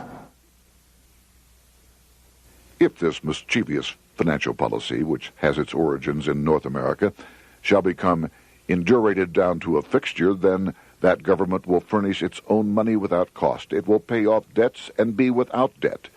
It will have all the money necessary to carry on its commerce. It will become prosperous without precedent in the history of the world. The brains and wealth of all countries will go to North America. That country must be destroyed, or it will destroy every monarchy on the globe. The scheme was effective, so effective that the next year, 1863, with Federal and Confederate troops beginning to mass for the decisive battle of the Civil War, and the Treasury in need of further congressional authority to issue more greenbacks, Lincoln allowed the bankers to push through the National Bank Act. These new national banks would operate under a virtual tax-free status and collectively had the exclusive monopoly power to create the new form of money, banknotes. Though greenbacks continued to circulate, their numbers were not increased. But most importantly, from this point on, the entire U.S. money supply would be created out of debt by bankers buying U.S. government bonds and issuing them for reserves for banknotes. As historian John Kenneth Galbraith explained it, in numerous years following the war, the federal government ran a heavy surplus. It could not, however, pay off its debt, retire its securities, because to do so meant there would be no bonds to back the national banknotes. To pay off the debt was to destroy the money supply. Later in 1863, Lincoln got some unexpected help from Tsar Alexander II of Russia. The Tsar, like Bismarck in Germany, knew what the international money changers were up to and had steadfastly refused to let them set up a central bank in Russia. If America survived and was able to remain out of their clutches, the Tsar's position would remain secure. If the bankers were successful at dividing America and giving the pieces back to Great Britain and France, both nations under control of their central banks, eventually they would threaten Russia again. So the Tsar gave orders that if either England or France actively intervened and gave aid to the South, Russia would consider such action as a declaration of war. He did the same with part of his Pacific Fleet and sent them to port in San Francisco. Lincoln was reelected the next year, 1864. Had he lived, he would surely have killed the national bank's money monopoly extracted from him during the war. On November 21, 1864, he wrote a friend the following: The money power preys upon the nation in times of peace and conspires against it in times of adversity. It is more despotic than monarchy, more insolent than autocracy, more selfish than bureaucracy. Shortly before Lincoln was murdered, his former Secretary of Treasury, Salmon P. Chase, bemoaned his role in helping secure the passage of the National Banking Act only 1 year earlier. My agency in promoting the passage of the National Banking Act was the greatest financial mistake in my life. It has built up a monopoly which affects every interest in the country. On April 14, 1865, 41 days after his second inauguration and just 5 days after Lee surrendered to Grant at Appomattox, Lincoln was shot by John Wilkes Booth at Ford's Theater. Bismarck, Chancellor of Germany, lamented the death of Abraham Lincoln. The death of Lincoln was a disaster for Christendom. There was no man in the United States great enough to wear his boots. I fear that foreign bankers, with their craftiness and tortuous tricks, will entirely corrupt the exuberant riches of America and use it systematically to corrupt modern civilization. They will not hesitate to plunge the whole of Christendom into wars and chaos in order that the earth should become their inheritance. Bismarck well understood the money changers' plan. Allegations that international bankers were responsible for Lincoln's assassination surfaced in Canada 70 years later in 1934. Gerald G. McGeer, a popular and well-respected Canadian attorney, revealed this stunning charge in a 5-hour speech before the Canadian House of Commons, blasting Canada's debt-based money system. Remember, it was 1934, the height of the Great Depression, which was ravaging Canada as well. McGeer had obtained evidence deleted from the public record, provided to him by Secret Service agents at the trial of John Wilkes Booth, after Booth's death. McGeer said it showed that Booth was a mercenary working for the international bankers. According to an article in the Vancouver Sun of May 2, 1934, Abraham Lincoln, the martyred emancipator of the slaves, was assassinated through the machinations of a group representative of the international bankers who feared the United States president's national credit ambitions. There was only one group in the world at that time who had any reason to desire the death of Lincoln. They were the men opposed to his national currency program and who had fought him throughout the whole Civil War on his policy of greenback currency. Interestingly, McGeer claimed that Lincoln was assassinated not only because international bankers wanted to reestablish a central bank in America, but because they also wanted to base America's currency on gold. Gold they controlled. In other words, put America on a gold standard. Lincoln had done just the opposite by issuing U.S. notes, greenbacks, which were based purely on the good faith and credit of the United States. The article quoted McGeer as saying, "They were the men interested in the establishment of the gold standard and the right of the bankers to manage the currency and credit of every nation in the world. With Lincoln out of the way, they were able to proceed with that plan and did proceed with it in the United States. Within 8 years after Lincoln's assassination, silver was demonetized and the gold standard money system set up in the United States." Not since Lincoln has the U.S. issued debt-free United States notes. These red-sealed bills, which were issued in 1963, were not a new issue from President Kennedy, but merely the old greenbacks reissued year after year. In another act of folly and ignorance, the 1994 Regal Act actually authorized the replacement of Lincoln's greenbacks with debt-based notes. In other words, greenbacks were in circulation in the United States until 1994. Why was silver bad for the bankers and gold good? Simple. Because silver was plentiful in the United States. It was very hard to control. Gold was, and always has been, scarce. Throughout history, it has been relatively easy to monopolize gold, but silver has historically been 15 times more plentiful.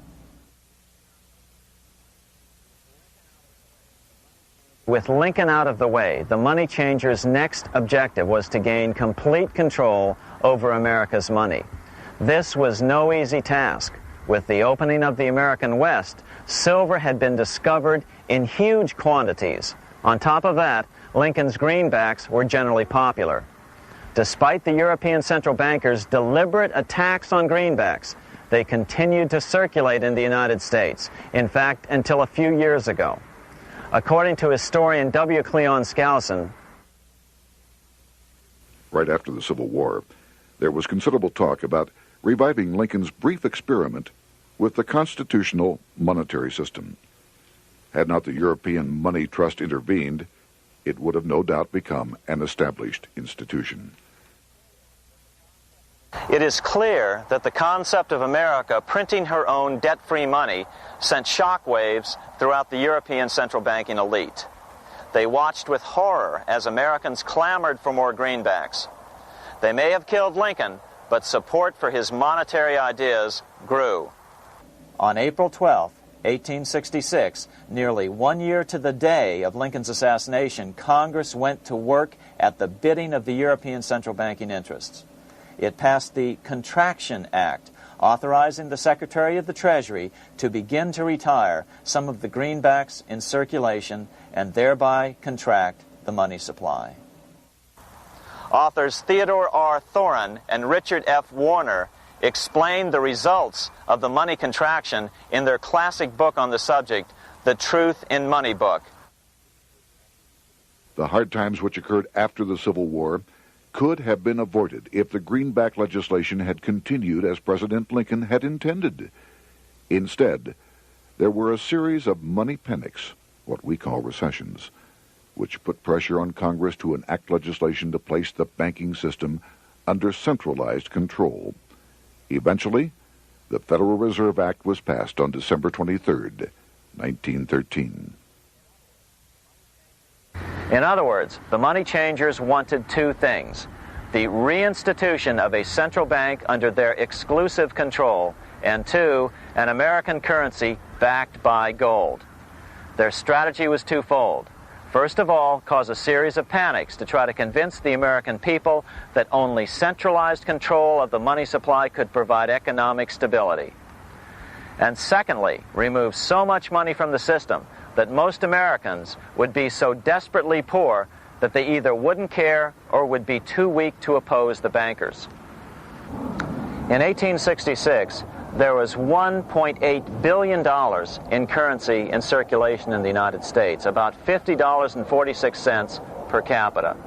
In 1867 alone, $500 million, $500 million, was removed from the U.S. money supply. 10 years later, in 1876, America's money supply was reduced to only $600 million. In other words, 2/3 of America's money had been called in by the bankers. Only $14.60 per capita remained in circulation. 10 years later, the money supply had been reduced to only $400 million, even though the population had boomed. The result was that only $6.67 per capita remained in circulation, a 760% loss in buying power over 20 years. Today, economists try to sell the idea that recessions and depressions are a natural part of something they call the business cycle. The truth is, our money supply is manipulated now just as it was before and after the Civil War. How did this happen? How did money become so scarce? Simple. Bank loans were called in and no new ones were given. In addition, silver coins were melted down.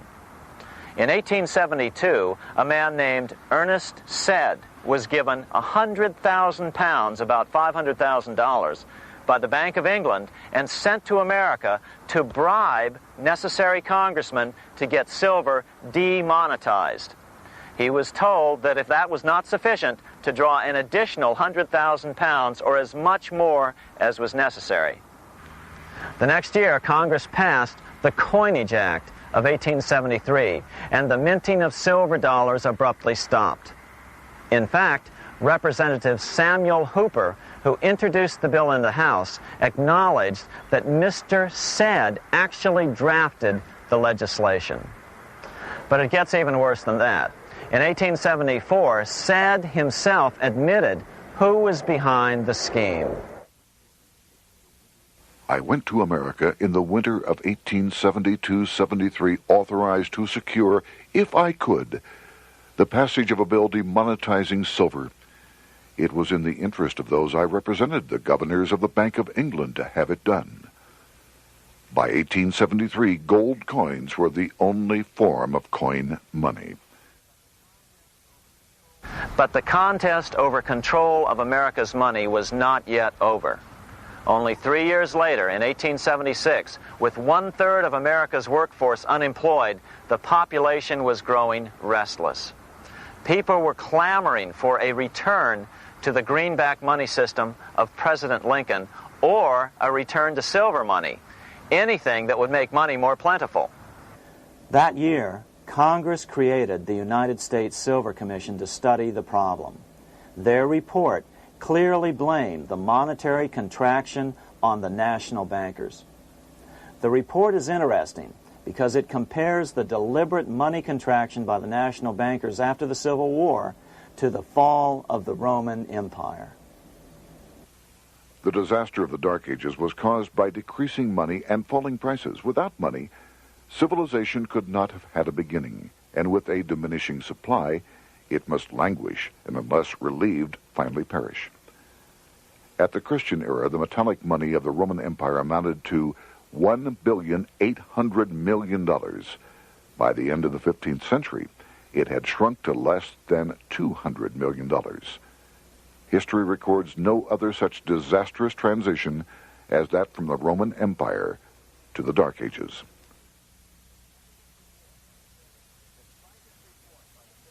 Despite this report by the Silver Commission, Congress took no action.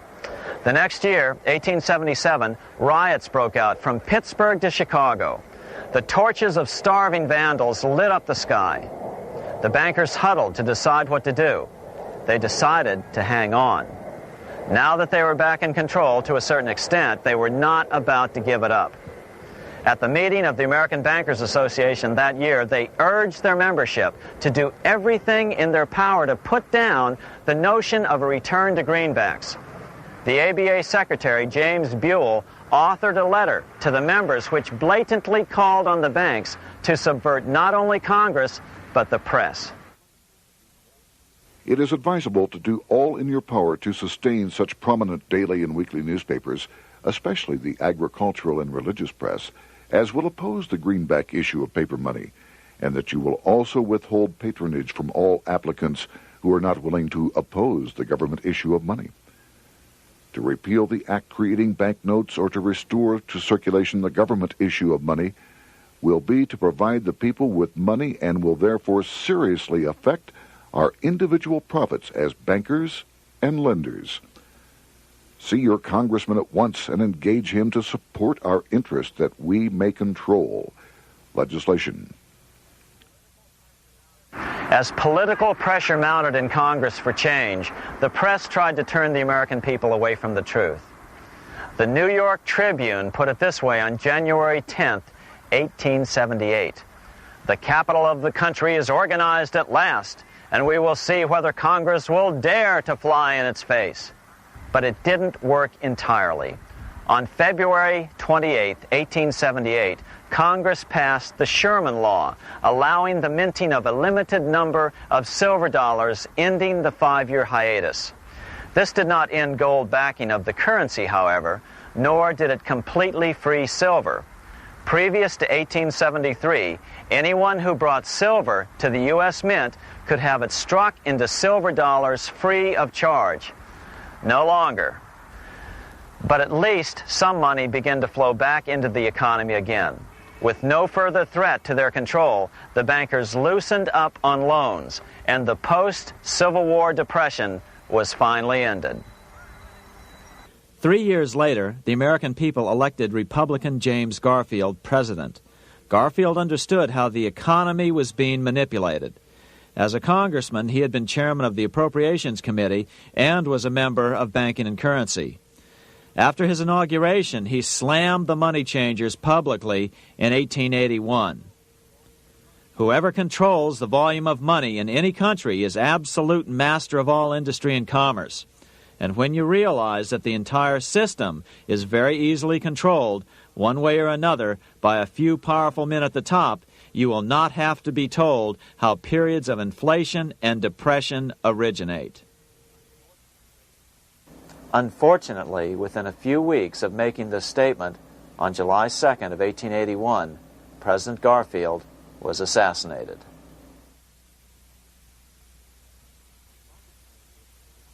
The money changers were gathering strength fast. They began a periodic fleecing of the flock, as they called it, by creating economic booms followed by further depressions so they could buy up thousands of homes and farms for pennies on the dollar. In 1891, the money changers prepared to take the American economy down again, and their methods and motives were laid out with shocking clarity in a memo sent out by the American Bankers Association, the ABA, an organization in which most bankers were members. Notice that this memo called for bankers to create a depression on a certain date 3 years in the future. According to the Congressional Record, here's how it read in part. On September 1st, 1894, we will not renew our loans under any consideration. On September 1st, we will demand our money. We will foreclose and become mortgagees in possession. We can take 2/3 of the farms west of the Mississippi and thousands of them east of the Mississippi as well at our price. Then the farmers will become tenants, as in England. These depressions could be controlled because America was on the gold money standard. Since gold is scarce, it's one of the easiest commodities to manipulate. People wanted silver money legalized again so they could escape the stranglehold the money changers had on gold money. People wanted silver money reinstated, reversing Mr. Said's Act of 1873, by then called the Crime of 73. By 1896, the issue of more silver money had become the central issue in the presidential campaign. William Jennings Bryan, a senator from Nebraska, ran for president as a Democrat on the free silver issue. At the Democratic National Convention in Chicago, he made an emotional speech which won him the nomination entitled Crown of Thorns and Cross of Gold. Though Bryan was only 36 years old at the time, this speech is widely regarded as the most famous oration ever made before a political convention. In the dramatic conclusion, Bryan said, "We will answer their demand for a gold standard by saying to them, you shall not press down upon the brow of labor this crown of thorns. You shall not crucify mankind upon a cross of gold." The bankers lavishly supported the Republican candidate, William McKinley, who favored the gold standard. The resulting contest was amongst the most fiercely contested presidential races in American history. Bryan made over 600 speeches in 27 states. The McKinley campaign got manufacturers and industrialists to inform their employees that if Bryan were elected, all factories and plants would close and there would be no work. The ruse succeeded. McKinley beat Bryan by a small margin. Bryan ran for president again in 1900 and in 1908, but fell short each time. During the 1912 Democratic Convention, Bryan was a powerful figure who helped Woodrow Wilson win the nomination. When Wilson became president, he appointed Bryan as Secretary of State, but Bryan soon became disenchanted with the Wilson administration. Bryan served only 2 years in the Wilson administration before resigning in 1915 over the highly suspicious sinking of the Lusitania, the event which was used to drive America into World War I. Although William Jennings Bryan never gained the presidency, his efforts delayed the money changers for 17 years from attaining their next goal, a new, privately owned central bank for America.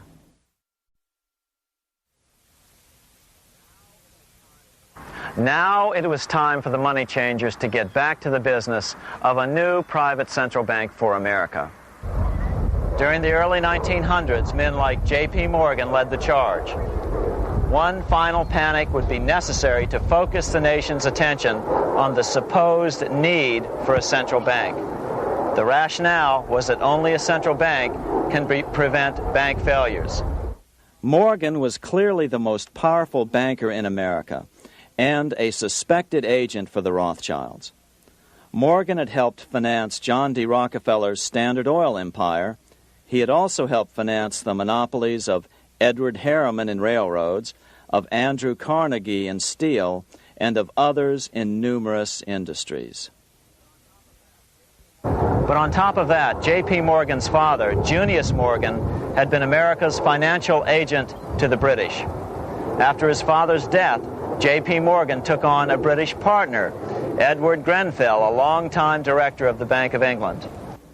In fact, upon Morgan's death, his estate contained only a few $1 million. The bulk of the securities most people thought he owned were in fact owned by others.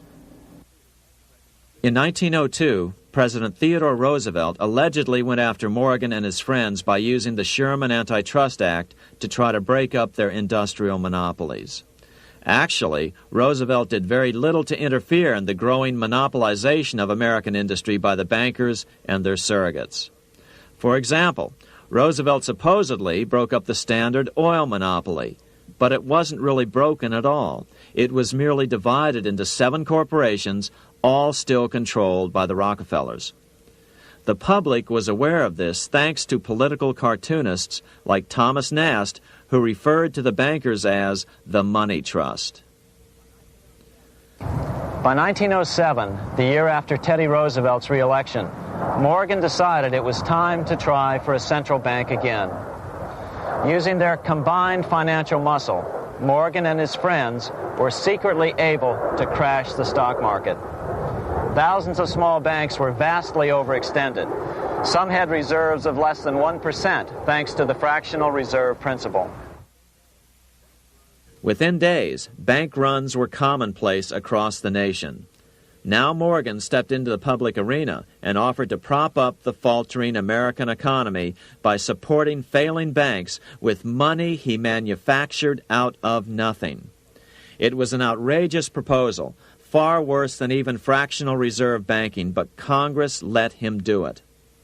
Morgan manufactured $200 million worth of this completely reserveless private money and bought things with it, paid for services with it, and sent some of it to his branch banks to lend out at interest. His plan worked. Soon, the public regained confidence in money in general and quit hoarding their currency. But as a result, banking power was further consolidated into the hands of a few large banks. By 1908, the panic was over, and Morgan was hailed as a hero by the president of Princeton University, a man by the name of Woodrow Wilson.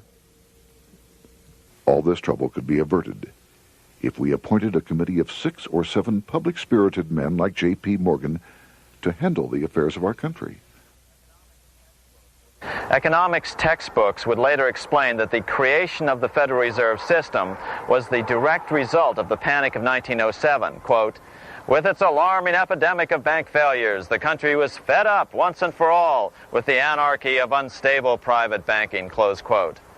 But Minnesota Congressman Charles A. Lindbergh Sr., the father of the famous aviator Lucky Lindy, later explained that the Panic of 1907 was really just a scam.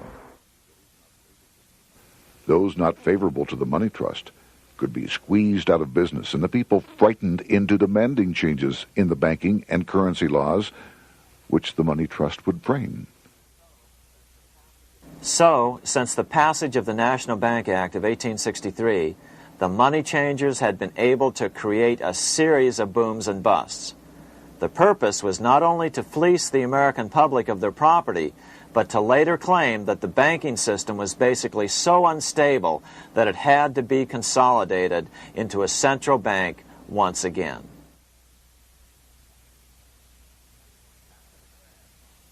After the crash, Teddy Roosevelt, in response to the Panic of 1907, signed into law a bill creating something called the National Monetary Commission.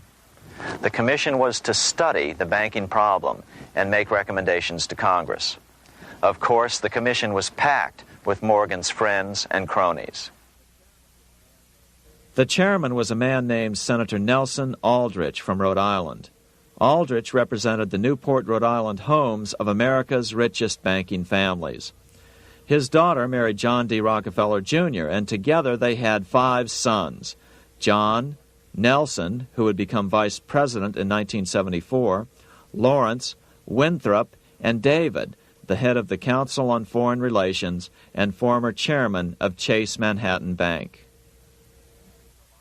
As soon as the National Monetary Commission was set up, Senator Aldrich immediately embarked on a 2-year tour of Europe, where he consulted at length with the private central bankers in England, France, and Germany. The total cost of his trip alone to the taxpayers was $300,000, an astronomical sum in those days. Shortly after his return, on the evening of November 22, 1910, some of the wealthiest and most powerful men in America boarded Senator Aldrich's private rail car and in the strictest secrecy journeyed to this place, Jekyll Island, off the coast of Georgia. With the group came Paul Warburg. Warburg had been given a $500,000 per year salary to lobby for the passage of a privately owned central bank in America by the investment firm Kuhn, Loeb and Company. Warburg's partner in this firm was a man named Jacob Schiff, the grandson of the man who shared the Greenshield house with the Rothschild family in Frankfurt. Schiff, as we'll find out later, was in the process of spending $20 million to finance the overthrow of the Tsar in Russia. These three European banking families, the Rothschilds, the Warburgs, and the Schiffs, were interconnected by marriage down through the years, just as their American banking counterparts, the Morgans, Rockefellers, and Aldriches were. Secrecy was so tight that all 7 primary participants were cautioned to use only first names to prevent servants from learning their identities.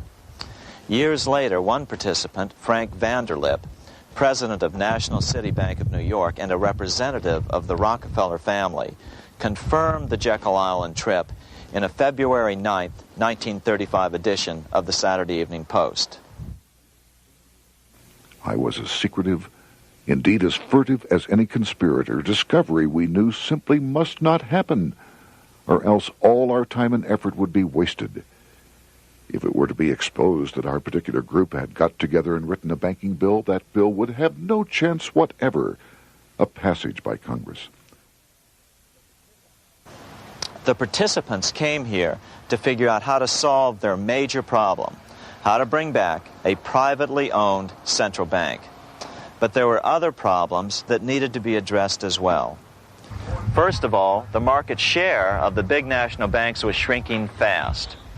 In the first 10 years of the century, the number of U.S. banks had more than doubled to over 20,000.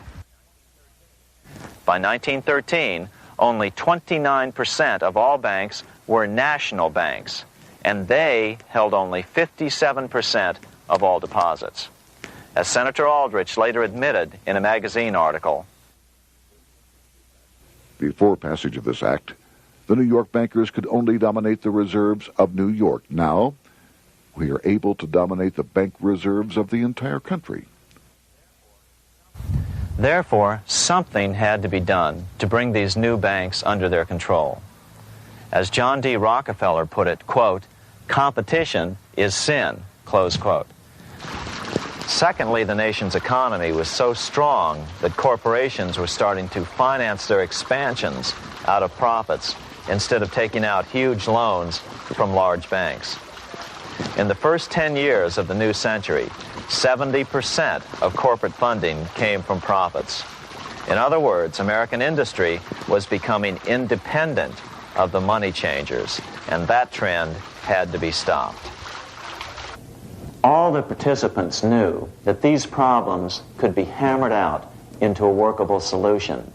But perhaps their biggest problem was a public relations problem, the name of the new bank. That discussion took place right here in this room, one of the many conference rooms in this sprawling hotel, today known as the Jekyll Island Club Hotel. Aldrich believed that the word bank should not even appear in the name. Warburg wanted to call the legislation the National Reserve Bill or the Federal Reserve Bill. The idea here was to give the impression that the purpose of the new central bank was to stop bank runs, but also to conceal its monopoly character. However, it was Aldrich, the egotistical politician, who insisted it be called the Aldrich Bill. After 9 days at Jekyll Island, the group dispersed. The new central bank would be very similar to the old Bank of the United States. It would be given a monopoly over U.S. currency and create that money out of nothing. How does the Fed create money out of nothing? It's a 4-step process. But first, a word on bonds. Bonds are simply promises to pay, or government IOUs. People buy bonds to get a secure rate of interest. At the end of the term of the bond, the government repays the bond plus interest, and the bond is destroyed. There are about $3.6 trillion worth of these loans or bonds at present. Now here's the Fed money-making process. Step 1. The Federal Open Market Committee approves the purchase of U.S. bonds on the open market. Step 2. The bonds are purchased by the Fed from whoever is offering them for sale on the open market. Step 3. The Fed pays for the bonds with electronic credits to the seller's bank, which in turn credits the seller's bank account. The trick is that these credits are based on nothing. The Fed just creates them. Step 4.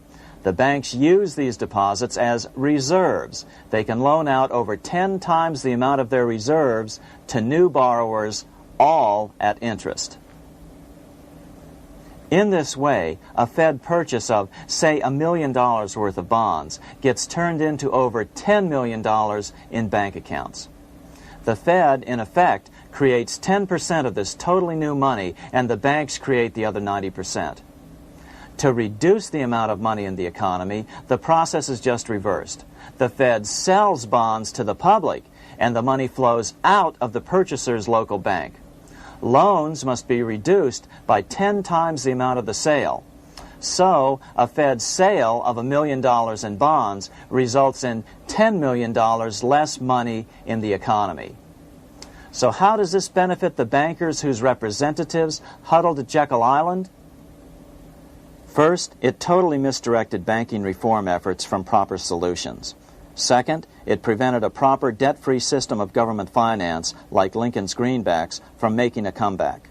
The bond-based system of government finance forced on Lincoln after he created greenbacks was now cast in stone. Third, it delegated to the bankers the right to create 90% of our money supply based on only fractional reserves, which they then loan out at interest. Fourth, it centralized overall control of our nation's money supply in the hands of a few men.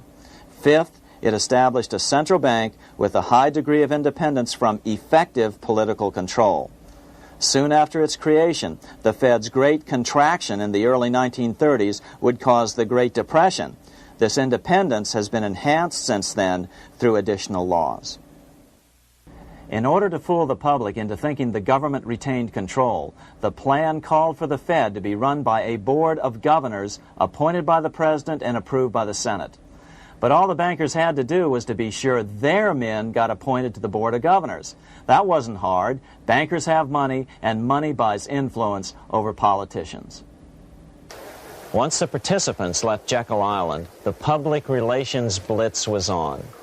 The big New York banks put together an educational fund of $5 million to finance professors at respected universities to endorse the new bank.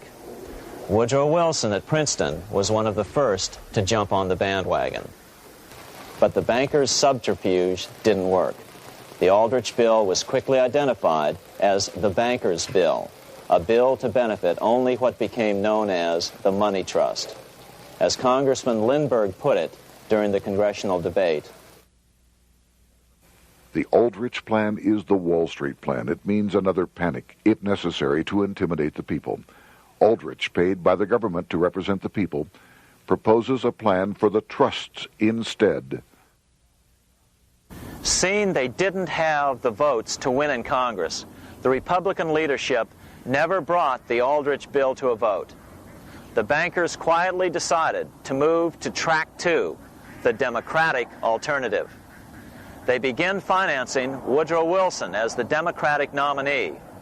As respected historian James Perloff put it, Wall Street financier Bernard Baruch was put in charge of Wilson's education. Baruch brought Wilson to the Democratic Party headquarters in New York in 1912, leading him like one would a poodle on a string. Wilson received an indoctrination course from the leaders convened there. So now the stage was set. The money changers were poised to install their privately owned central bank once again. The damage President Andrew Jackson had done 76 years earlier had been only partly repaired with the passage of the National Bank Act during the Civil War.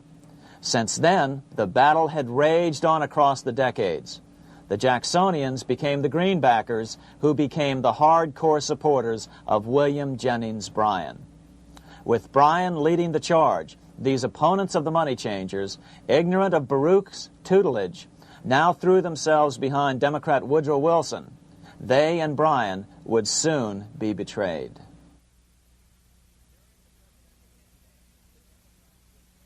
During the presidential campaign, the Democrats were careful to pretend to oppose the Aldrich bill.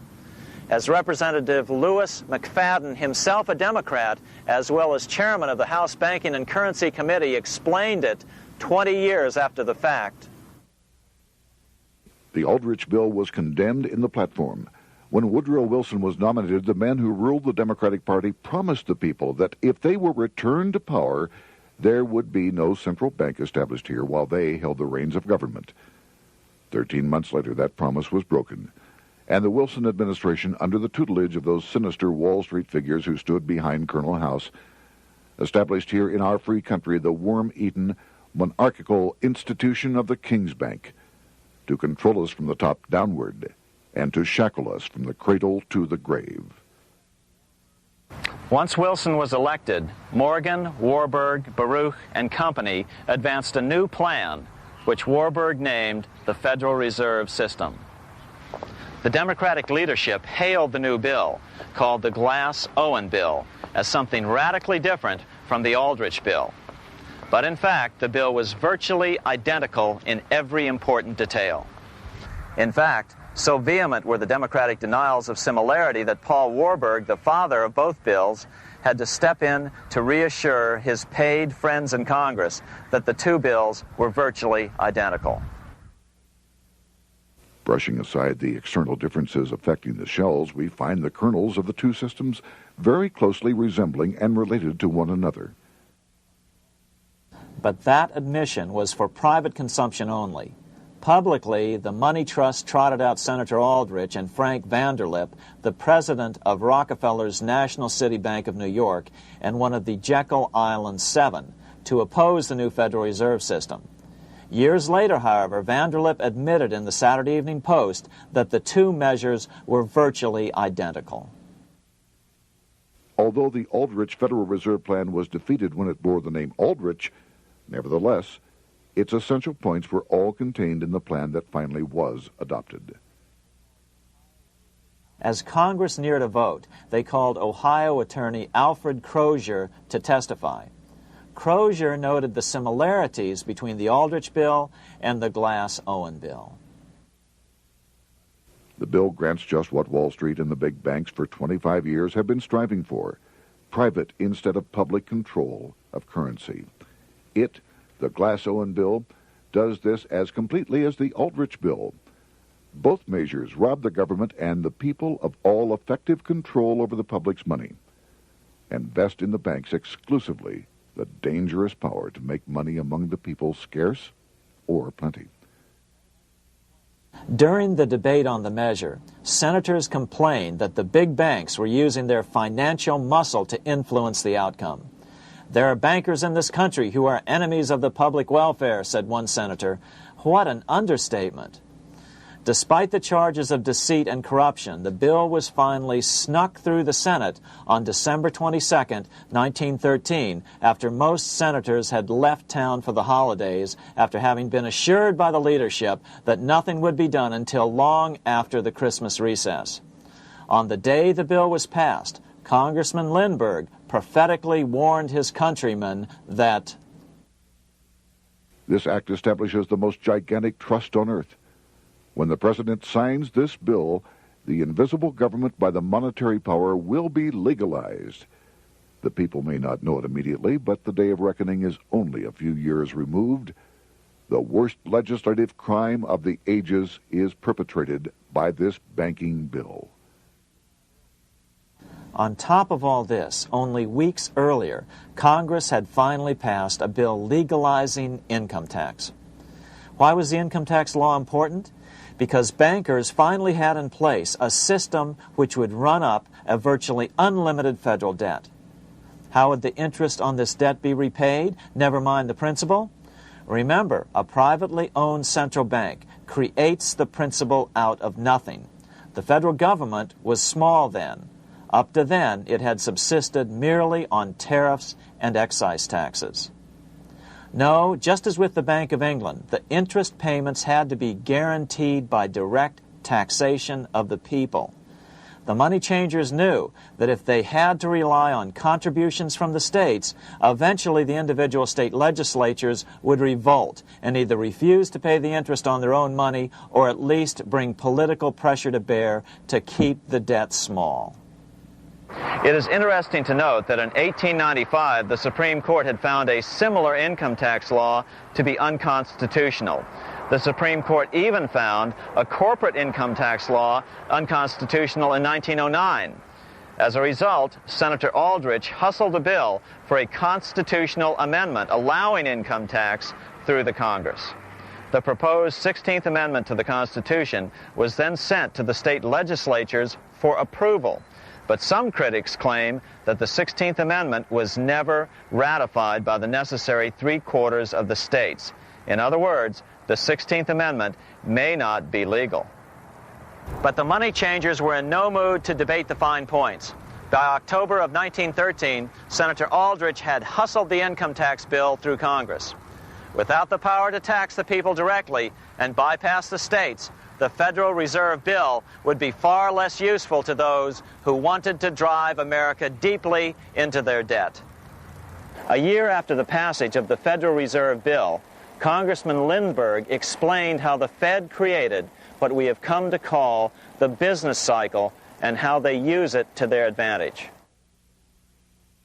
To cause high prices, all the Federal Reserve Board will do will be to lower the rediscount rate, producing an expansion of credit and a rising stock market. Then, when businessmen are adjusted to these conditions, it can check prosperity in mid-career by arbitrarily raising the rate of interest. It can cause the pendulum of a rising and falling market to swing gently back and forth by slight changes in the discount rate, or cause violent fluctuations by a greater rate variation. And in either case, it will possess inside information as to financial conditions and advanced knowledge of the coming change, either up or down. This is the strangest, most dangerous advantage ever placed in the hands of a special privileged class by any government that ever existed. The system is private, conducted for the sole purpose of obtaining the greatest possible profits from the use of other people's money. They know in advance when to create panics to their advantage. They also know when to stop panic. Inflation and deflation work equally well for them when they control finance. Congressman Lindbergh was correct on all points. What he didn't realize was that most European nations had already fallen prey to the central bankers decades or centuries earlier. But he also mentions the interesting fact that only 1 year later the Fed had cornered the market in gold. This is how he put it, quote, "Already the Federal Reserve banks have cornered the gold and gold certificates," close quote. But Congressman Lindbergh was not the only critic of the Fed.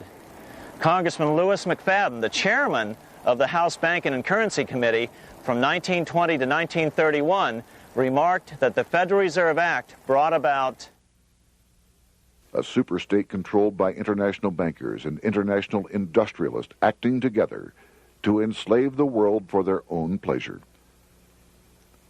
Notice how McFadden saw the international character of the stockholders of the Federal Reserve. Another chairman of the House Banking and Currency Committee in the 1960s, Wright Patman from Texas, put it this way. In the United States today, we have in effect two governments. We have the duly constituted government, then we have an independent, uncontrolled, and uncoordinated government in the Federal Reserve System, operating the money powers which are reserved to Congress by the Constitution. Even the inventor of the electric light, Thomas Edison, joined the fray in criticizing the system of the Federal Reserve. If our nation can issue a dollar bond, it can issue a dollar bill. The element that makes the bond good makes the bill good also. The difference between the bond and the bill is the bond lets money brokers collect twice the amount of the bond and an additional 20%, whereas the currency pays nobody but those who contribute directly in some useful way. It is absurd to say that our country can issue $30 million in bonds and not $30 million in currency. Both are promises to pay, but one promise fattens the usurers, and the other helps the people. 3 years after the passage of the Federal Reserve Act, even President Wilson began to have second thoughts about what had been unleashed during his first term in office. We have come to be one of the worst ruled, one of the most completely controlled governments in the civilized world, no longer a government of free opinion, no longer a government by a vote of the majority, but a government by the opinion and duress of a small group of dominant men. Some of the biggest men in the United States in the field of commerce and manufacture are afraid of something. They know that there is a power somewhere so organized, so subtle, so watchful, so interlocked, so complete, so pervasive, that they had better not speak above their breath when they speak in condemnation of it. Before his death in 1924, President Wilson realized the full extent of the damage he had done to America when he confessed, "I have unwittingly ruined my government." So finally, the money changers, those who profit by manipulating the amount of money in circulation, had their privately owned central bank installed again in America. The major newspapers, which they also owned, hailed passage of the Federal Reserve Act of 1913, telling the public that now depressions could be scientifically prevented. The fact of the matter was that now depressions could be scientifically created.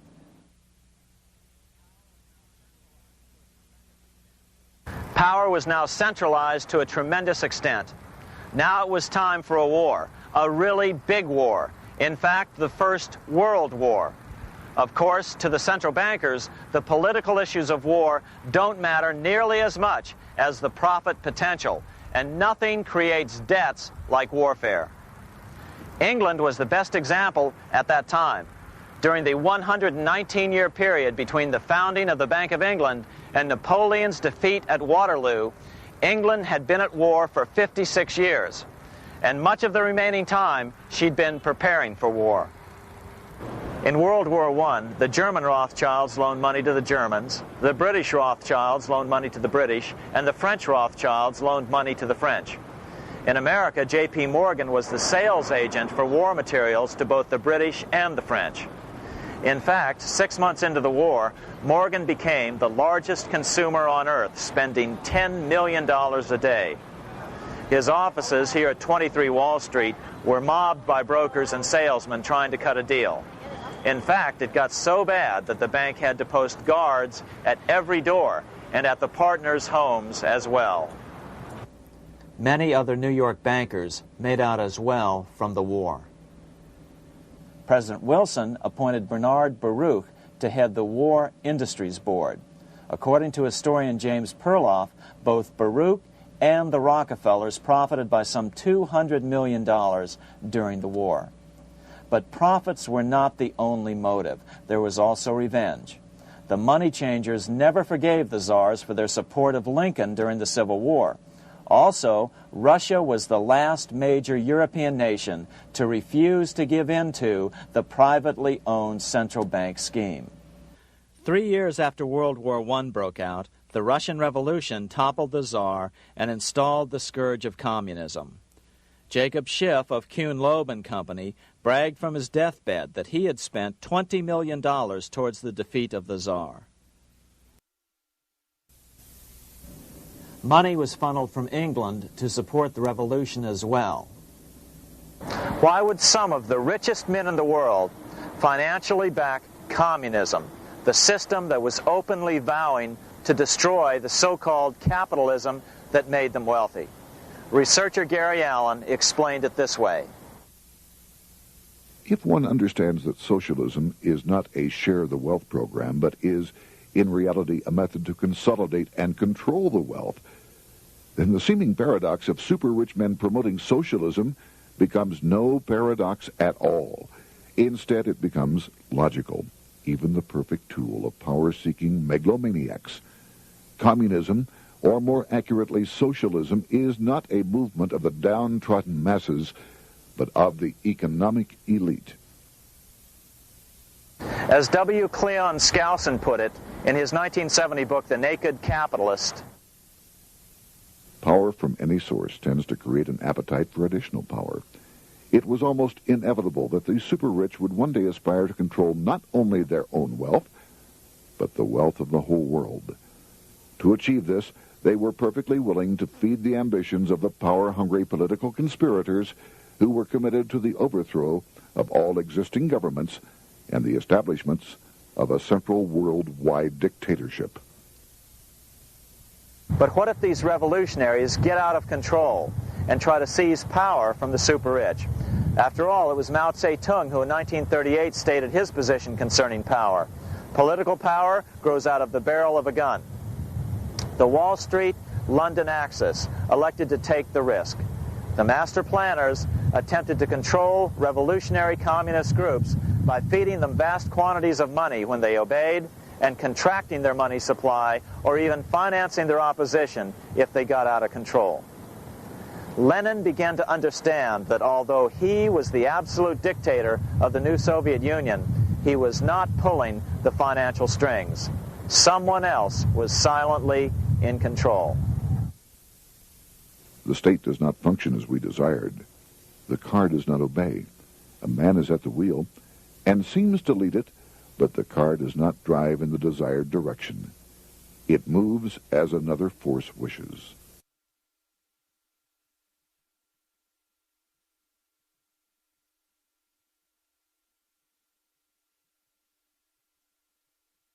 Who is behind it? Representative Louis T. McFadden, the chairman of the House Banking and Currency Committee throughout the 1920s and into the Great Depression years of the 1930s, explained it this way. The course of Russian history has indeed been greatly affected by the operations of international bankers. The Soviet government has been given United States Treasury funds by the Federal Reserve Board, acting through the Chase Bank. England has drawn money from us through the Federal Reserve banks and has relent it at high rates of interest to the Soviet government. The Dnipro Dam was built with funds unlawfully taken from the United States Treasury by the corrupt and dishonest Federal Reserve Board and the Federal Reserve banks.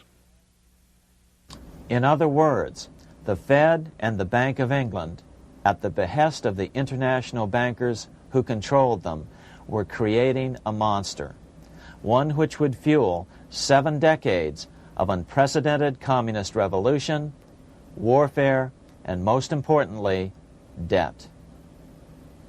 In case you think there's some chance that the money changers got communism going and then lost control, in 1992, the Washington Times reported that Russian President Boris Yeltsin was upset that most of the incoming foreign aid was being siphoned off, quote, straight back into the coffers of Western banks in debt service, close quote.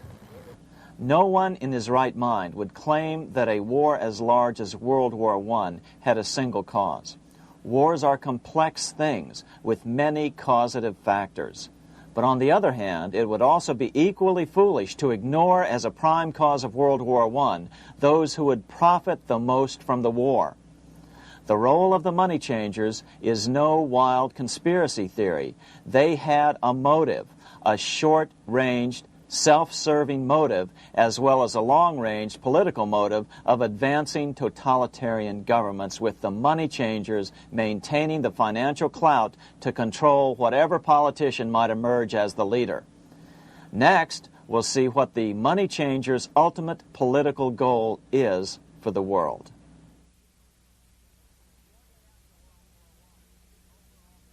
Shortly after World War I, the overall political agenda of the money changers began to be clear.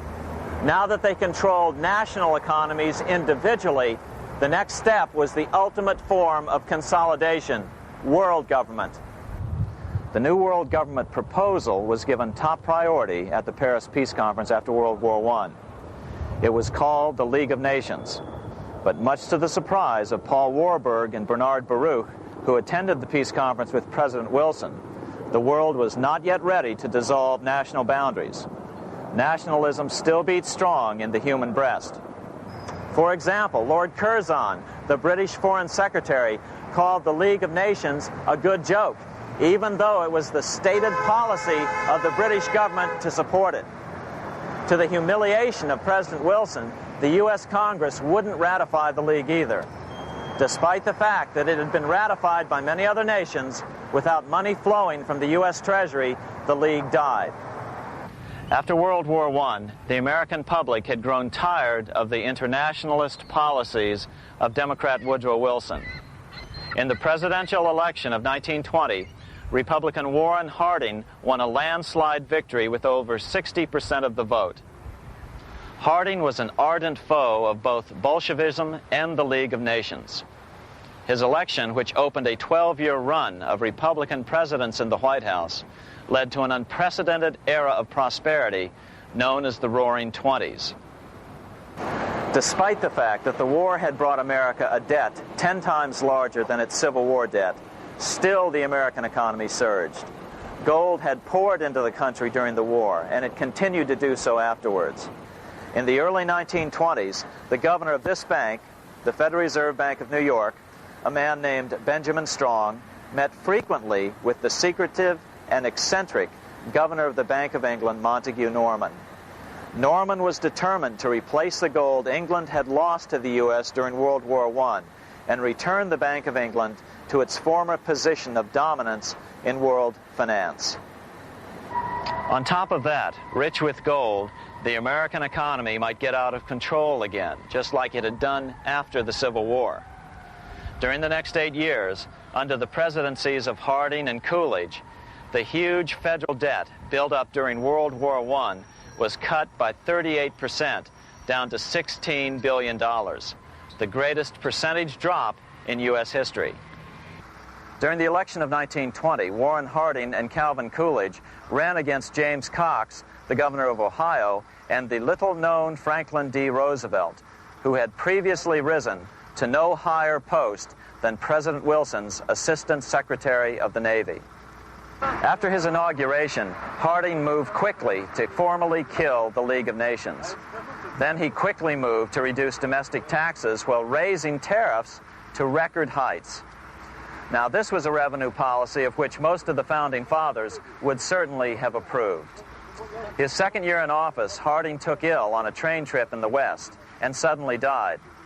Although no autopsy was performed, the cause was said to be either pneumonia or food poisoning. When Coolidge took over, he continued Harding's domestic economic policy of high tariffs on imports while cutting income taxes. As a result, the economy grew at such a rate that net revenue still increased. Now that had to be stopped. So just as they'd done so frequently before, the money changers decided it was time to crash the American economy. The Federal Reserve began flooding the country with money. They increased the money supply by 62% during these years. Money was plentiful. This is why it was known as the Roaring Twenties. Before his death in 1919, former President Teddy Roosevelt warned the American people what was going on. As reported in the March 27, 1922 edition of the New York Times, Roosevelt said, "These international bankers and Rockefeller Standard Oil interests control the majority of newspapers and the columns of these papers to club into submission or drive out of public office officials who refuse to do the bidding of the powerful, corrupt cliques which compose the invisible government." Just one day before, in the New York Times, the mayor of New York, John Hylan, quoted Roosevelt and blasted those he saw as taking control of America, its political machinery, and its press. The warning of Theodore Roosevelt has much timeliness today, for the real menace of our republic is this invisible government which, like a giant octopus, sprawls its slimy length over city, state, and nation. It seizes in its long and powerful tentacles our executive officers, our legislative bodies, our schools, our courts, our newspapers, and every agency created for the public protection. To depart from mere generalizations, let me say that at the head of this octopus are the Rockefeller Standard Oil interest and a small group of powerful banking houses generally referred to as the international bankers. The little coterie of powerful international bankers virtually run the United States government for their own selfish purposes. They practically control both parties, write political platforms, make cat's paws of party leaders, use the leading men of private organizations, and resort to every device to place in nomination for high public office only such candidates as will be amenable to the dictates of corrupt big business. These international bankers and Rockefeller Standard Oil interests control the majority of newspapers and magazines in this country. Why didn't people listen to such strong warnings and demand that Congress reverse its 1913 passage of the Federal Reserve Act? Because remember, it was the 1920s. A steady increase in bank loans contributed to a rising market. In other words, just as it is today, in times of prosperity, no one wants to worry about economic issues. But there was a dark side to all this prosperity.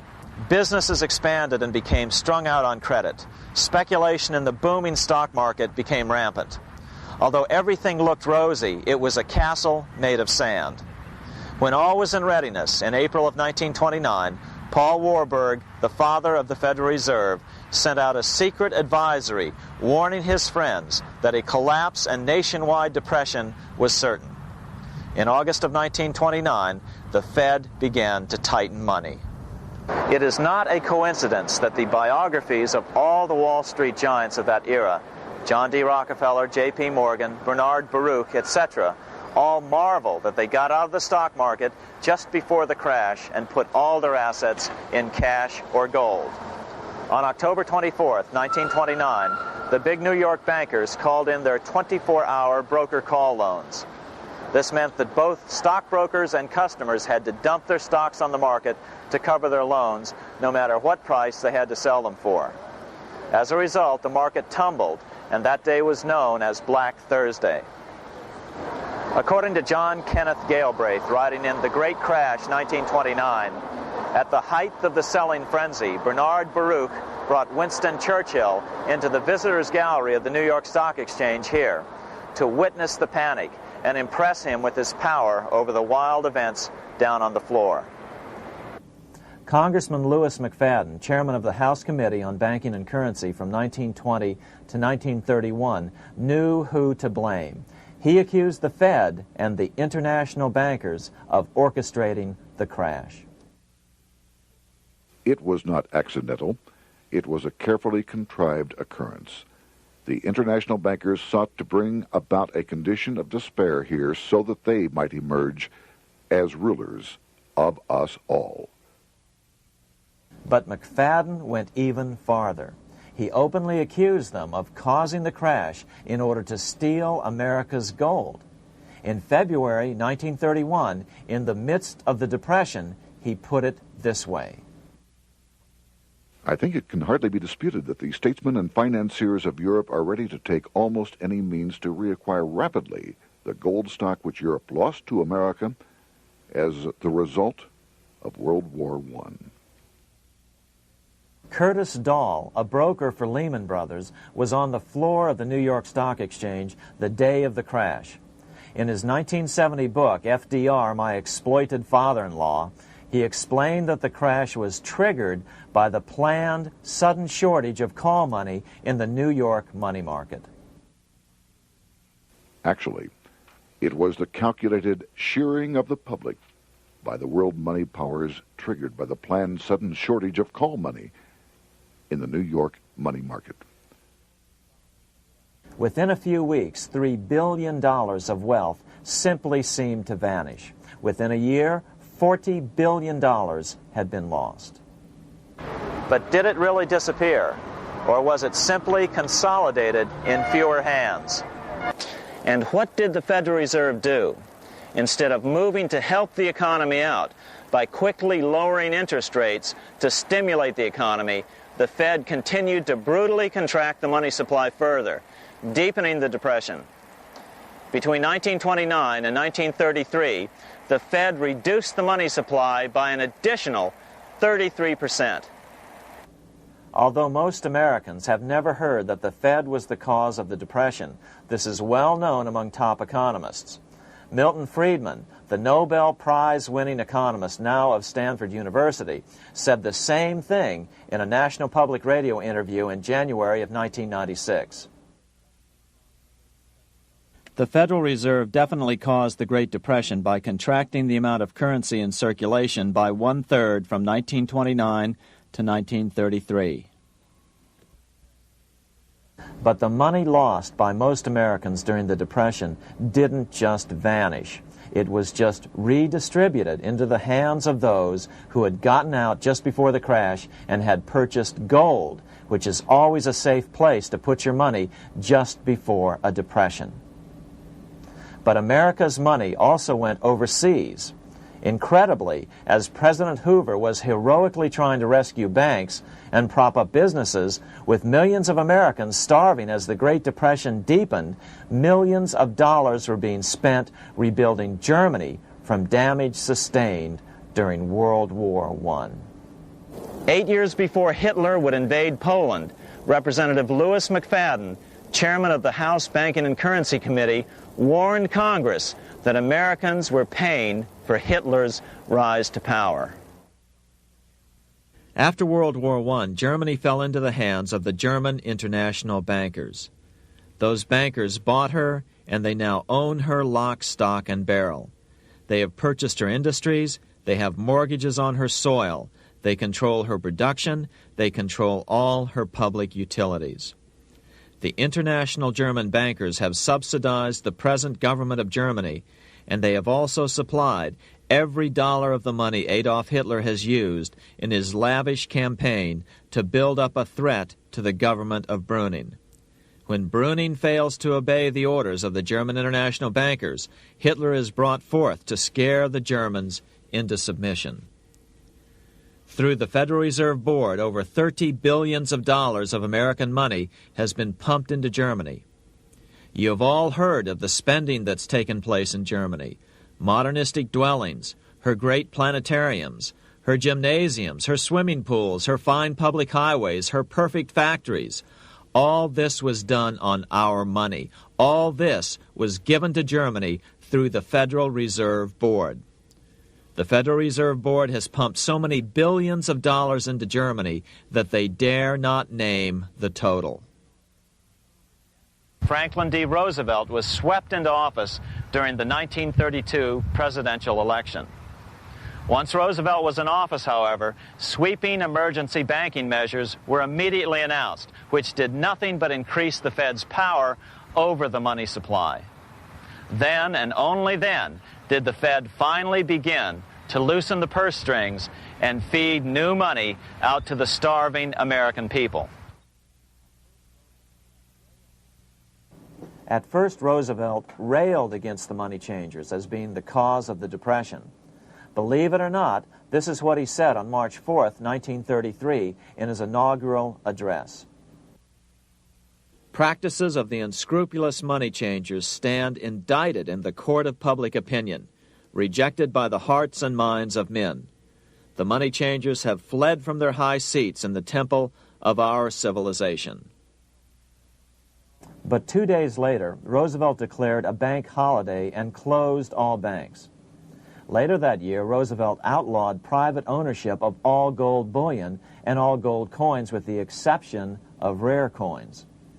Most of the gold in the hands of the average American was in the form of gold coins. The new decree was, in effect, a confiscation. Those who didn't comply risk as much as 10 years in prison and a $10,000 fine, the equivalent of $100,000 today. Out in small-town America, some people didn't trust Roosevelt's order. Many were torn between keeping their hard-earned wealth or obeying the government. Those who did turn in their gold were paid the official price for it, $20.66 per ounce. So unpopular was the confiscation order that no one anywhere in government would take credit for authoring it. No congressman claimed it. At the signing ceremony, President Roosevelt made it clear to all present that he was not the author of it and publicly stated that he had not ever read it. Even his Secretary of the Treasury said he'd never read it either, saying it was, quote, what the experts wanted. Roosevelt convinced the public to give up their gold by saying that pooling the nation's resources was necessary to get America out of the Depression. With great fanfare, he ordered a new bullion depository built to hold the mountain of gold the U.S. government was illegally confiscating.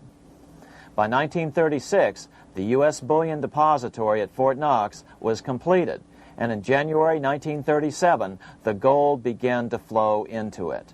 The rip-off of the ages was about to proceed. In 1935, once the gold had all been turned in, the official price of gold was suddenly raised to $35 per ounce. But the catch was, only foreigners could sell their gold at the new higher price. The money changers who had heeded Warburg's note and gotten out of the stock market just before the crash and bought gold at $20.66 per ounce, then shipped it to London, could now bring it back and sell it back to the government, nearly doubling their money while the average American starved. The Fort Knox Bullion Depository sits here in the middle of the Fort Knox Military Reservation, 30 miles southwest of Louisville, Kentucky. This was as close as we were permitted to get to the depository despite years of letters from members of Congress to allow our film crew inside. The 4-acre grounds immediately surrounding the building are guarded by an electrified steel fence, an open moat, and 4 machine-gun-armed guard pillboxes at the structure's corners. When the gold began arriving on January 13, 1937, there was unprecedented security. Thousands of official guests watched the arrival of a 9-car train from Philadelphia, guarded by armed soldiers, postal inspectors, Secret Servicemen, and guards from the U.S. Mint. It was all great theater. America's gold supply from across the land had been pooled, supposedly for the public benefit, and then safely tucked into Fort Knox. But all that security would soon be breached by the government itself. Now the stage was set for a really big war, one which would pile up debt far beyond that of World War I. For example, in 1944 alone, the U.S. national income was only $183 billion, yet $103 billion was spent on the war. This was 30 times the spending rate during World War I. In fact, the American taxpayer picked up 55% of the total Allied cost of the war. But equally important, virtually every nation involved in World War II greatly multiplied their debt. In the U.S., for example, federal debt went from $43 billion in 1940 up to $257 billion in 1950, an increase of 598%. Between 1940 and 1950, Japanese debt swelled 1,348%. French debt grew 583%, and Canadian debt soared 417%. After the war, the world was now divided into 2 economic camps: communist command economies on the one hand versus monopoly capitalists on the other, set to fight it out in one perpetual and highly profitable arms race. It was finally time for the central bankers to embark in earnest on their 3-step plan to centralize the economic systems of the entire world and finally bring about their global government or New World Order.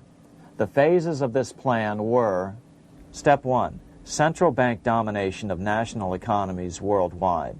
Step 2, centralized regional economies through organizations such as the European Monetary Union and regional trade unions such as NAFTA. Step 3, centralize the world economy through a world central bank, a world money, and ending national independence through abolition of all tariffs by treaties like GATT. Step 1 was completed long ago. Steps 2 and 3 are far advanced, nearing completion. What about gold? Among central banks, the largest holder of gold is now the IMF. It and central banks now control 2/3 of the world's gold supply, giving them the ability to manipulate the gold market. Remember the money changer's golden rule: he who has the gold makes the rules. But before we get into solutions to our problem, let's take a look at what happened to all that gold in Fort Knox. Because if we don't understand that the gold has been stolen, we'll allow ourselves to be stampeded into the wrong solution, a gold-backed currency. Most Americans still believe that the gold is still here at Fort Knox. At the end of World War II, Fort Knox contained over 700 million ounces of gold, an incredible 70% of all the gold in the world. How much remains? No one knows. Despite the fact that federal law requires an annual physical audit of Fort Knox gold, the Treasury has consistently refused to conduct one. The truth is that a reliable audit of whatever remains here has not been conducted since President Eisenhower ordered one in 1953. Where did America's gold in Fort Knox go? Over the years, it was sold off to European money changers at the $35 per ounce price. Remember, this was during a time when it was illegal for Americans to buy any of their own gold from Fort Knox. In fact, there was a very infamous case where the Firestone family set up a string of dummy corporations to purchase Fort Knox gold and keep it in Switzerland, never hitting U.S. shores. They were eventually caught, however, and successfully prosecuted. Finally, by 1971, all the pure gold had been secretly removed from Fort Knox, drained back to London. Once the gold was gone from Fort Knox, President Nixon closed the gold window by repealing Roosevelt's Gold Reserve Act of 1934, finally making it legal once again for Americans to buy gold. Naturally, gold prices immediately began to soar. 9 years later, gold sold for $880 per ounce, 25 times what the gold in Fort Knox was sold for. One would think that eventually someone in the government would get wind of what was happening and blow the whistle. The largest fortune in the history of the world stolen. Shades of the old James Bond film, Goldfinger. Well, as a matter of fact, Ian Fleming, the author of the James Bond series, was head of the British counterintelligence service, MI5. Some believe in the intelligence community that he wrote much of his fiction as a warning, as many authors of fiction do.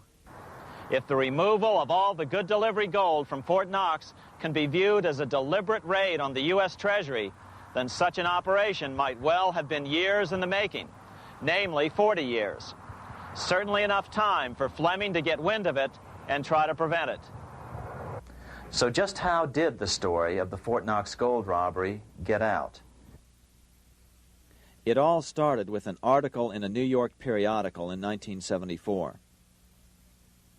The article charged that the Rockefeller family was manipulating the Federal Reserve to sell off Fort Knox gold at bargain basement prices to anonymous European speculators. 3 days later, the anonymous source of the story, Louise Auchincloss Boyer, mysteriously fell to her death from the window of her 10th floor apartment in New York. How would Mrs. Boyer have known of the Rockefeller connection to the Fort Knox gold heist? She was the longtime secretary of Nelson Rockefeller.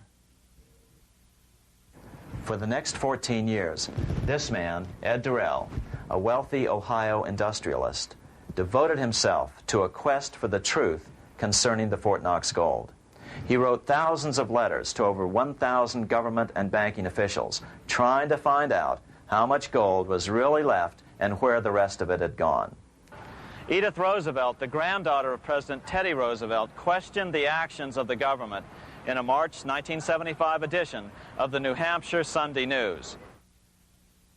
Allegations of missing gold from our Fort Knox vaults are being widely discussed in European financial circles.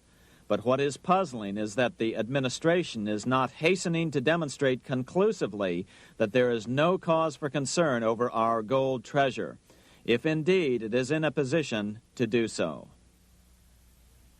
Unfortunately, Ed Durrell never did accomplish his primary goal, a full audit of the gold reserves in Fort Knox.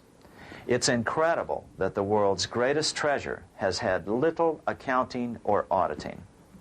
This gold belonged to the American people, not the Federal Reserve and their foreign owners. One thing is certain, the government could blow all of this speculation away in a few days with a well-publicized audit under the searing lights of media cameras. it has chosen not to do so. One must conclude that they are afraid of the truth such an audit would reveal. What is the government so afraid of? Here's the answer. When President Ronald Reagan took office in 1981, his conservative friends urged him to study the feasibility of returning to a gold standard as the only way to curb government spending. It sounded like a reasonable alternative, so President Reagan appointed a group of men called the Gold Commission to study the situation and report back to Congress. What Reagan's Gold Commission reported back to Congress in 1982 was the following shocking revelation concerning gold. The U.S. Treasury owned no gold at all. All the gold that was left in Fort Knox was now owned by the Federal Reserve, a group of private bankers, as collateral against the national debt. The truth of the matter is that never before has so much money been stolen from the hands of the general public and put into the hands of a small group of private investors, the money changers.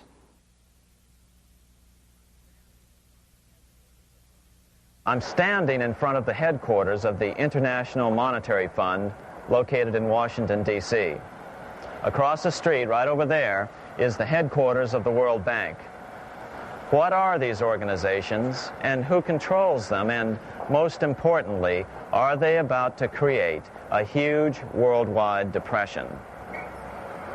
Let us step back in time for a moment to the aftermath of World War I. People were tired of war, so under the guise of peacemaking, the international bankers devised a plan to consolidate power even further. Claiming only an international government would stem the tide of world wars, the money changers pushed forward a proposal for world government which stood on three legs. A world central bank to be called the Bank of International Settlements, a world judiciary to be called the World Court located in The Hague, the Netherlands, and a world executive and legislature to be called the League of Nations. As President Clinton's mentor, Georgetown historian Carroll Quigley wrote in his 1966 book, Tragedy and Hope, the powers of financial capitalism had a far-reaching plan, nothing less than to create a world system of financial control in private hands, able to dominate the political system of each country and the economy of the world as a whole. This system was to be controlled in a feudalistic fashion by the central banks of the world, acting in concert by secret agreements arrived at in frequent meetings and conferences. The apex of the system was to be the Bank for International Settlements in Bâle, Switzerland, a private bank owned and controlled by the world central banks, which were themselves private corporations. Each central bank sought to dominate its government by its ability to control treasury loans, to manipulate foreign exchanges, to influence the level of economic activity in the country, and to influence cooperative politicians by subsequent economic rewards in the business world. Despite intense pressure from the international bankers and the press, a handful of U.S. senators, led by Senator Henry Cabot Lodge, kept the U.S. out of these schemes. Without U.S. participation, the League was doomed. Incredibly, even though the U.S. rejected the World Central Bank, the BIS, the New York Federal Reserve ignored its government and arrogantly sent representatives to Switzerland to participate in the central bankers' meeting right up until 1994, when the U.S. was finally officially dragged into it. Their world government schemes thwarted, the bankers resorted to the old formula, another war to wear down the resistance to world government while reaping handsome profits. To this end, Wall Street helped resurrect Germany through the Thyssen banks, which were affiliated with the Harriman interest in New York, just as the Chase Bank had assisted in the financing of the Bolshevik Revolution in Russia during World War I. Chase Bank was controlled by the Rockefeller family. Subsequently, it was merged with Warburg's Manhattan Bank to form the Chase Manhattan Bank. Now this has merged with Chemical Bank of New York, making it the largest Wall Street bank. Their strategy worked. Even before World War II was over, world government was back on track.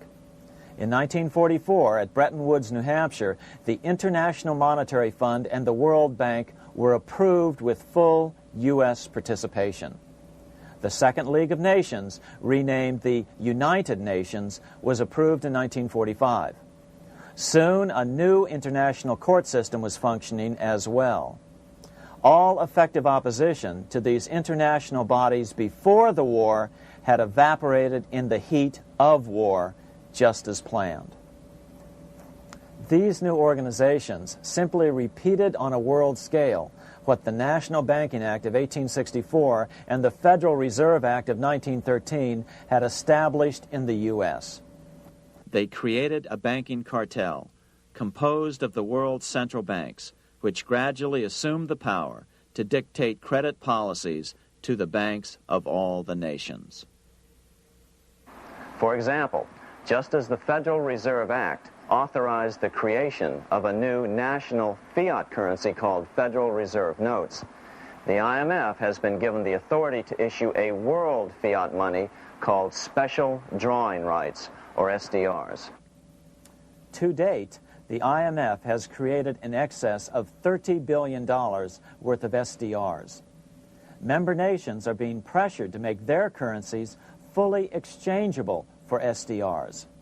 In 1968, Congress approved laws authorizing the Fed to accept SDRs as reserves in the U.S. and to issue Federal Reserve notes in exchange for SDRs. What does that mean? It means that in the U.S., SDRs are already a part of our lawful money. And what about gold? SDRs are already partially backed by gold. And with 2/3 of world gold now in the hands of central banks, the money changers can go about structuring the world's economic future in whichever way they deem most profitable. Keep in mind, just as the Fed is controlled by its Board of Governors, the IMF is controlled by its Board of Governors, which are either the heads of the different central banks or the heads of the various national treasury departments dominated by their central banks. Voting power in the IMF gives the U.S. and the UK, that is to say the Fed and the Bank of England, effective control. Just as the Fed controls the amount of money in the U.S., the BIS, IMF, and World Bank control the money supply for the world. So we see the repetition of the old goldsmith's fraud replicated on the national scale with central banks like the Fed and on the international scale by the three arms of the World Central Bank. Is this organization of the BIS, the IMF, and the World Bank, which we refer to collectively as the World Central Bank, presently expanding and contracting world credit? Yes. Regulations put into effect in 1988 by the BIS required the world's bankers to raise their capital and reserves to 8% of liabilities by 1992. Increased capital requirements put an upper limit to the fractional reserve lending, similar to the way cash reserve requirements do. What has this seemingly insignificant regulation made in a Swiss city 8 years ago meant to the world? It means our banks cannot loan more and more money to buy more and more time before the next depression, as a maximum loan ratio is now set. It means those nations with the lowest bank reserves in their systems have already felt the terrible effects of this credit contraction as their banks scrambled to raise money to increase their reserves to 8%. To raise the money, they had to sell stocks, which depressed their stock markets and began the depression first in their countries. Japan, which in 1988 had among the lowest capital and reserve requirements and thus was the most affected by the regulation, has experienced a financial crash which began almost immediately in 1989, which has wiped out a staggering 50% of the value of its stock market since 1990 and 60% of the value of its commercial real estate. The Bank of Japan has lowered its interest rates to 0.5%, practically giving away money to resurrect the economy, but still the depression worsens. Due to the $20 billion U.S. bailout of Mexico, the financial collapse in that nation is already known here. Yet despite the bailout, the economy continues to be a disaster. One huge debt after another is rolled over as new loans are being made simply to enable Mexico to pay the interest on the old loans. In the south of Mexico, the poor have been in open revolt as every spare peso is being siphoned out of the country to make interest payments. It is important to note that a radical transfer of power is taking place as nations become subservient to a supranational world central bank controlled by a handful of the world's richest bankers. As the IMF creates more and more SDRs by the stroke of a pen on IMF ledgers, more and more nations borrow them to pay interest on their mounting debts and gradually fall under the control of the faceless bureaucrats of the World Central Bank.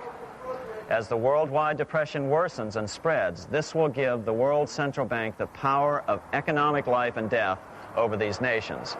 It will decide which nations will be permitted to receive further loans and which nations will starve. Despite all the rhetoric about development and the alleviation of poverty, the result is a steady transfer of wealth from the debtor nations to the money changers' central banks which control the IMF and the World Bank.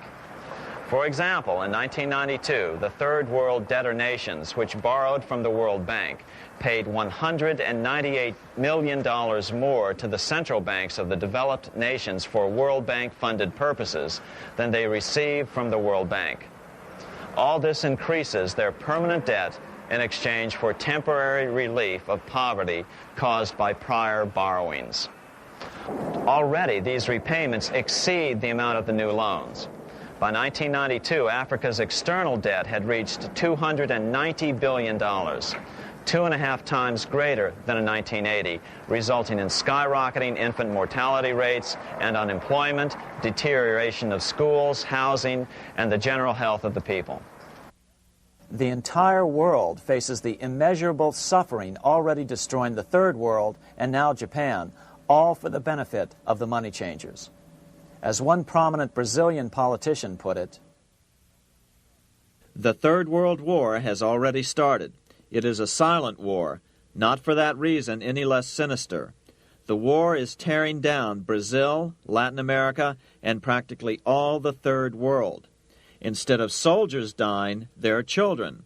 It is a war over the Third World debt, one which has as its main weapon interest, a weapon more deadly than the atom bomb, more shattering than a laser beam."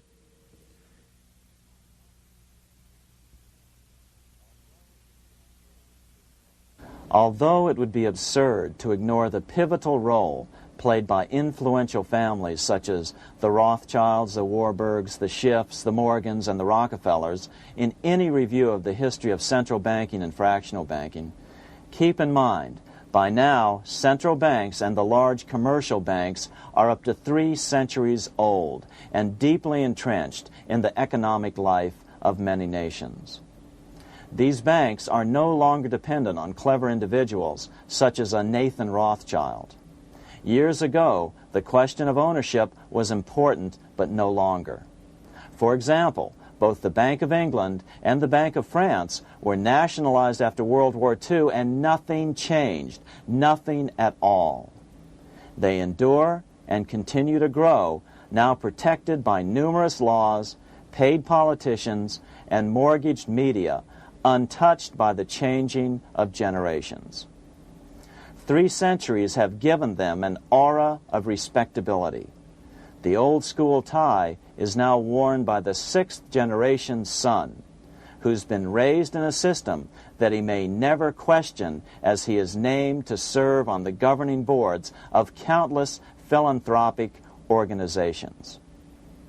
To focus attention today on individuals or families, or to attempt to sort out the current holders of power, serves little useful purpose and would be a distraction from the cure. The problem is far bigger than that. It is the corrupt banking system that was and is being used to consolidate vast wealth into fewer and fewer hands that is our current economic problem. Change the names of the main players now, and the problem will neither go away nor even miss a beat. Likewise, among the hordes of bureaucrats working in the World Bank, central banks, and international banks, only a tiny fraction have any idea of what's really going on. No doubt they'd be horrified to learn that their work is contributing to the terrible impoverishment and gradual enslavement of mankind to a few incredibly rich plutocrats. So really, there's no use in emphasizing the role of individuals anymore. And the problem even transcends the normal spectrum of political right and left. Both communism and socialism, as well as monopoly capitalism, have been used by the money changers. Today, they profit from either side of the new political spectrum. The big government, welfare state on the so-called left wing versus the neoconservative, laissez-faire capitalists who want big government totally out of their lives on the right wing. Either way, the bankers win. Monetary reform is the most important political issue facing this nation. That clarified, let's proceed to the conclusions in the spirit Lincoln declared, with malice towards none, with charity towards all. At the start of this video, we ask a number of troubling questions. Let's be sure we've answered them. What's going on in America today? Why are we over our heads in debt? Why can't the politicians bring debt under control? Why are we over our heads in debt? Because we're laboring under a debt money system that is designed and controlled by private bankers. Now, some will argue that the Federal Reserve System is a quasi-governmental agency. But the President appoints only 2 of the 7 members of the Federal Reserve Board of Governors every 4 years. And he appoints them to 14-year terms, far longer than his own. The Senate does confirm those appointments, but the whole truth is that the President wouldn't dare appoint anyone to that board of whom Wall Street does not approve. Of course, this does not preclude the possibility that some honorable men may be appointed to the Board of Governors. But the fact is that the Fed is specifically designed to operate independently of our government, as are nearly all other central banks. Some argue that the Fed promotes monetary stability. We saw the current head of the Bank of England, Eddie George, claim that this was the most important role of a central bank. In fact, the Fed's record of stabilizing the economy shows it to be a miserable failure in this regard. Within the first 25 years of its existence, the Fed caused 3 major economic downturns, including the Great Depression, and for the last 30 years has shepherded the American economy into a period of unprecedented inflation. Again, this is not some wild conspiracy theory. It's a well-known fact among top economists. As Nobel Prize-winning economist Milton Friedman put it, the stock of money, prices, and output was decidedly more unstable after the establishment of the Federal Reserve System than before. The most dramatic period of instability in output was, of course, the period between the 2 wars, which includes the severe monetary contractions of 1920-21, 1929-33, and 1937-38. No other 20-year period in American history contains as many as 3 such severe contractions. This evidence persuades me that at least a third of the price rise during and just after World War I is attributable to the establishment of the Federal Reserve System, and that the severity of each of the major contractions, 1920-21, 1929-33, and 1937-38, is directly attributable to acts of commission and omission by the reserve authorities. Any system which gives so much power and so much discretion to a few men so that mistakes, excusable or not, can have such far-reaching effects is a bad system.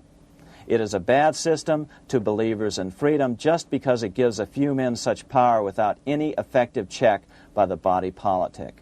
This is the key political argument against an independent central bank. To paraphrase Clemenceau, money is much too serious a matter to be left to the central bankers. We must learn from our history before it is too late. Why can't politicians control the federal debt? Because all our money is created out of debt. Again, it's a debt money system. Our money is created initially by the purchase of U.S. bonds. The public buys bonds like savings bonds, the banks buy bonds, foreigners buy bonds, and when the Fed wants to create more money in the system, it buys bonds, but pays for them with a simple bookkeeping entry which it creates out of nothing. Then this new money, created by the Fed, is multiplied by a factor of 10 by the banks thanks to the fractional reserve principle. So although the banks don't create currency, they do create checkbook money or deposits by making new loans. They even invest some of this created money. In fact, over $1 trillion of this privately created money has been used to purchase U.S. bonds on the open market, which provides the banks with roughly $50 billion in interest, risk-free, each year, less the interest they pay to some depositors. In this way, through fractional reserve lending, banks create over 90% of the money and therefore cause over 90% of our inflation. What can we do about all this? Fortunately, there's a way to fix the problem fairly easily, speedily, and without any serious financial problems. We can get our country totally out of debt in 1 to 2 years by simply paying off these U.S. bonds with debt-free U.S. notes, just like Lincoln issued.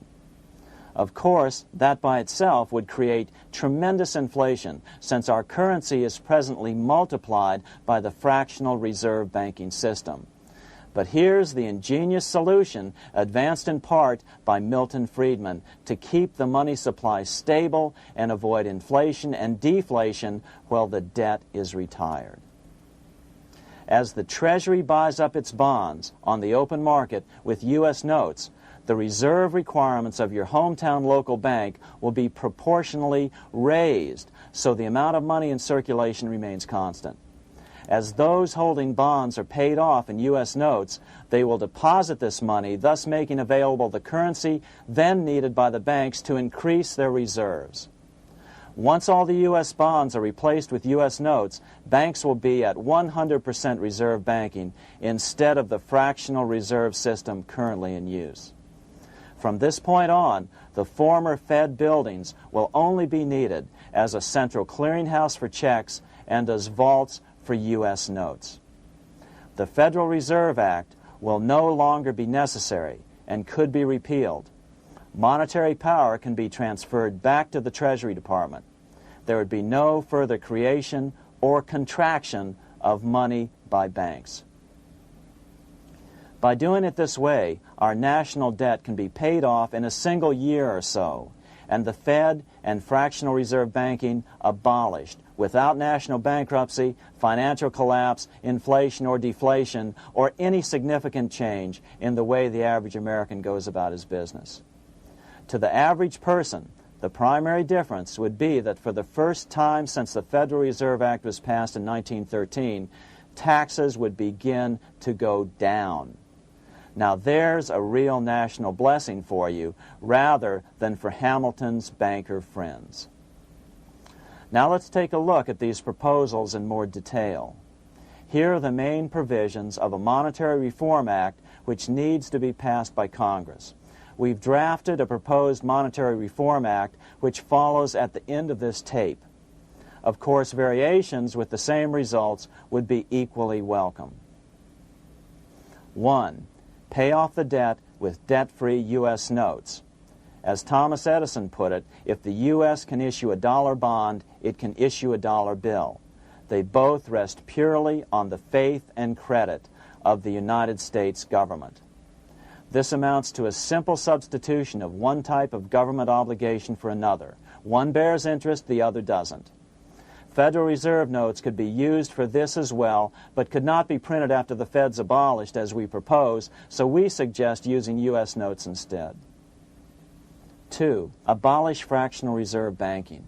As the debt is paid off, the reserve requirements of all banks and financial institutions would be raised proportionally at the same time to absorb the new U.S. notes, which would be deposited and become the bank's increased reserves. Towards the end of the first year of the transition period, the remaining liabilities of financial institutions would be assumed or acquired by the U.S. government in a one-time operation. In other words, they too would eventually be paid off with debt-free U.S. notes in order to keep the total money supply stable.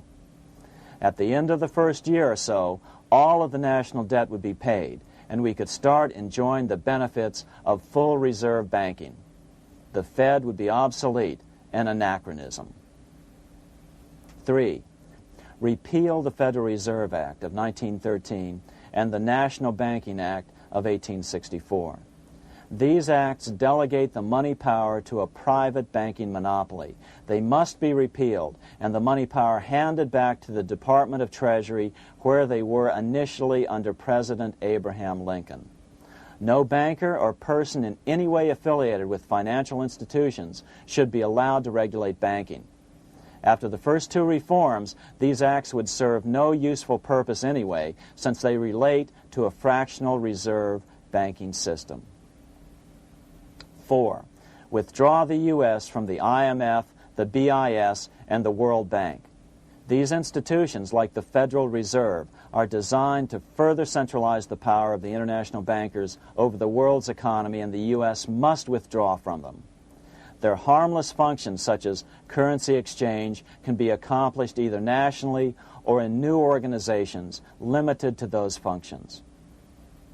Such a monetary reform act would guarantee that the amount of money in circulation would stay very stable, causing neither inflation nor deflation. Remember, for the last 3 decades, the Fed has doubled the American money supply every 10 years. That fact and fractional reserve banking are the real causes of inflation and the reduction in our buying power, a hidden tax. These and other taxes are the real reasons both parents now have to work just to get by. The money supply should increase slowly to keep prices stable, roughly in proportion to population growth, about 3% per year, not at the whim of a group of bankers meeting in secret. In fact, all future decisions on how much money will be in the American economy must be made based on statistics of population growth and the price level index. The new monetary regulators and the Treasury Department, perhaps called the Monetary Committee, would have absolutely no discretion in this matter except in time of declared war. This would ensure a steady, stable money growth of roughly 3% per year, resulting in stable prices and no sharp changes in the money supply. To make certain the process is completely open and honest, all deliberations would be public, not secret, as meetings of the Fed's Board of Governors are today. How do we know this will work? Because these steps remove the 2 major causes of economic instability, the Fed and fractional reserve banking, and the newest one as well, the BIS, Bank of International Settlements. But most importantly, the danger of a severe depression would be eliminated. Let's listen to Milton Friedman on the single cause of severe economic depressions. I know of no severe depression in any country or any time that was not accompanied by a sharp decline in the stock of money, and equally of no sharp decline in the stock of money that was not accompanied by a severe depression. Issuing our own currency is not a radical solution. It's been advocated by Presidents Jefferson, Madison, Jackson, Van Buren, and Lincoln. But it's been used at different times throughout Europe as well. Perhaps the best example is one of the small islands off the coast of France in the English Channel.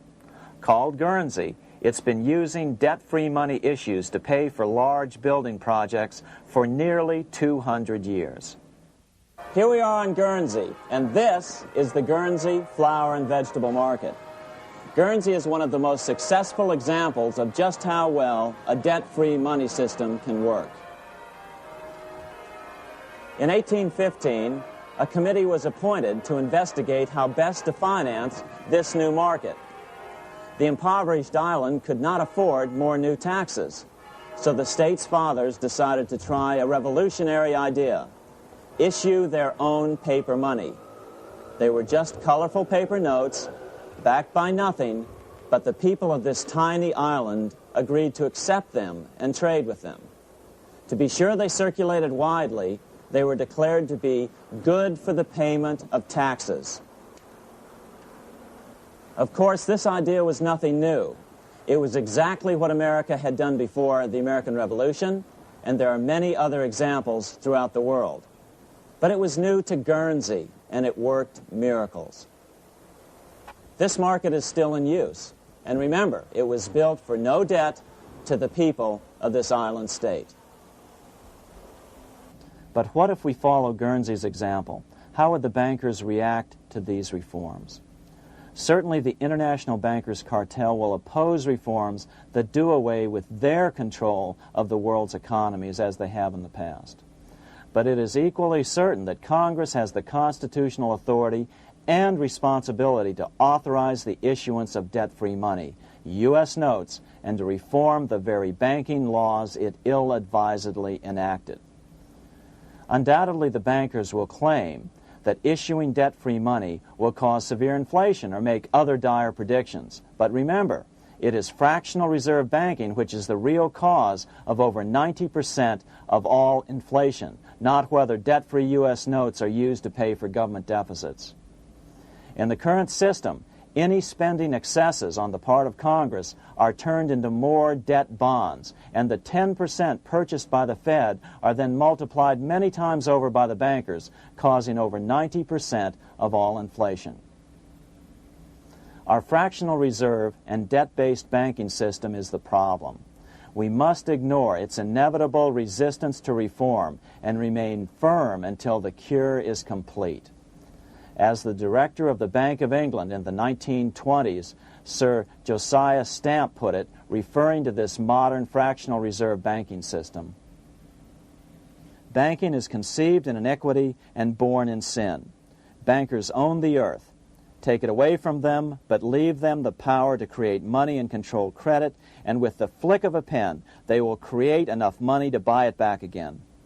Take this great power away from the bankers, and all great fortunes like mine will disappear, and they ought to disappear, for this would be a better and happier world to live in. But if you want to continue the slaves of bankers and pay the cost of your own slavery, let them continue to create money and to control credit." Americans are slowly figuring this out. Today, over 3,200 cities and counties have endorsed the proposal of a nonprofit organization called Sovereignty. The Sovereignty movement calls for Congress to authorize the Secretary of the Treasury to issue $90 billion per year of U.S. notes, not Federal Reserve notes nor debt-based bonds, to loan money interest-free to cities, counties, and school districts for needed capital improvements. Remarkably, and to their praise, the Community Bankers Association of Illinois, representing 515 member banks, has endorsed this sovereignty proposal, a good step in the right direction. As Milton Friedman has repeatedly pointed out, no severe depression can occur without a severe contraction of money. In our system, only the Fed, the Bank of International Settlements, with U.S. bankers' cooperation, or a combination of the largest Wall Street banks could cause a depression. In other words, our economy is so huge and resilient, a depression just can't happen by accident. Unless we reform our banking system, they will always have that power.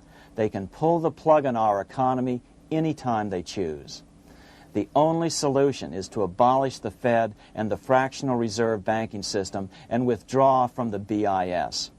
Only that will break the power of the international bankers over our economy. And keep in mind, a stock market crash itself cannot cause a severe depression. Only the severe contraction of our money supply can cause a severe depression. The stock market crash of 1929 only wiped out market speculators, mostly the small to medium ones, resulting in $3 billion in wealth changing hands.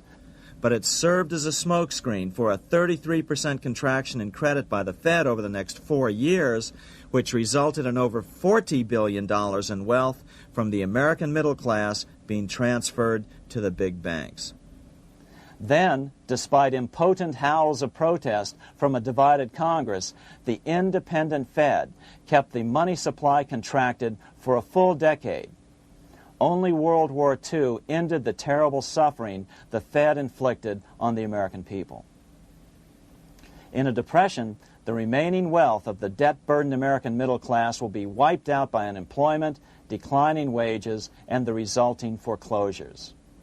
If we start to act to reform our monetary system, the money changers may do what they did in 1929 and then the 1930s, crash the stock market and use that as a smokescreen while contracting the money supply.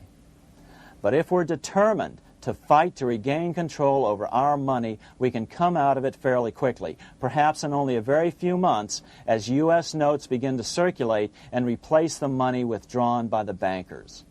The longer we wait, the greater the danger we'll permanently lose control of our nation.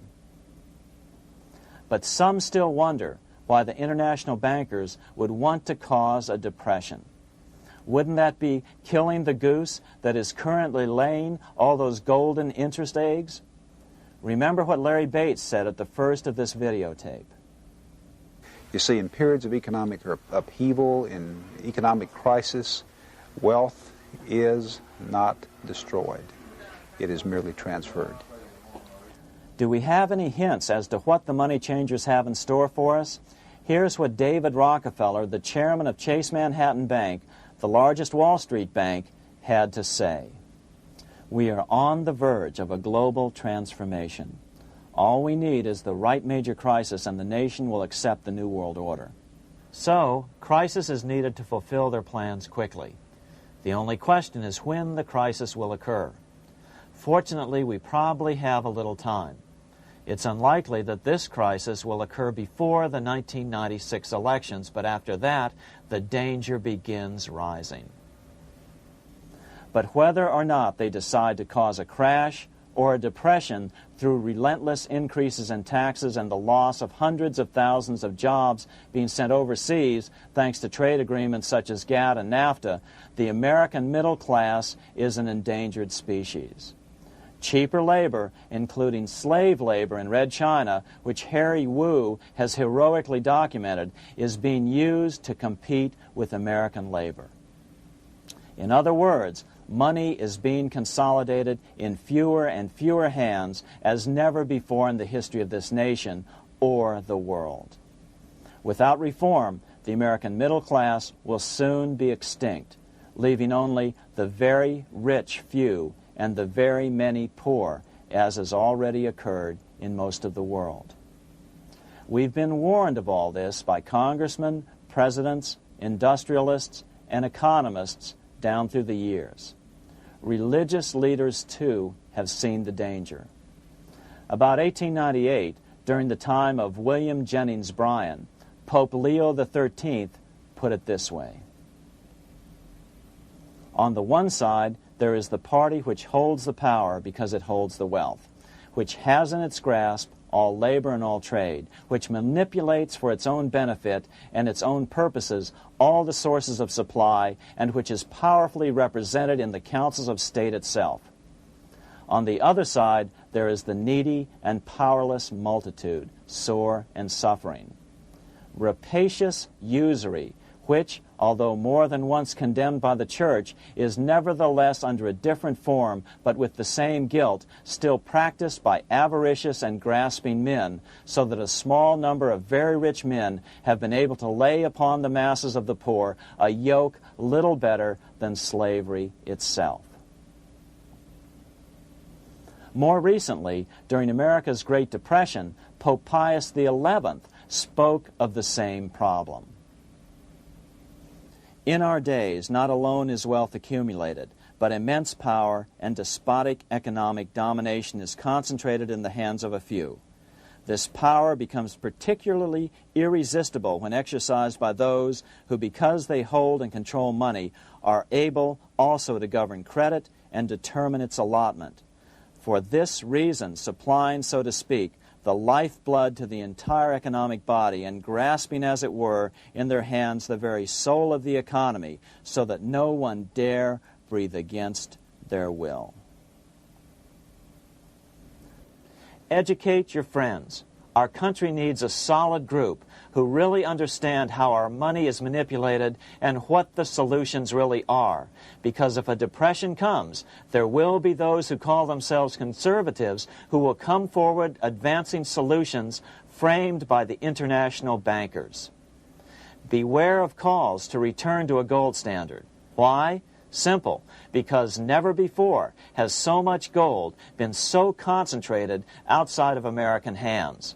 And never before has so much gold been in the hands of international governmental bodies such as the World Bank and International Monetary Fund. A gold-backed currency usually brings despair to a nation, and to return to it would certainly be a false solution in our case. Remember, we had a gold-backed currency in 1929 and during the first 4 years of the Great Depression. Likewise, beware of any plans advanced for a regional or world currency. This is the international bankers' Trojan horse.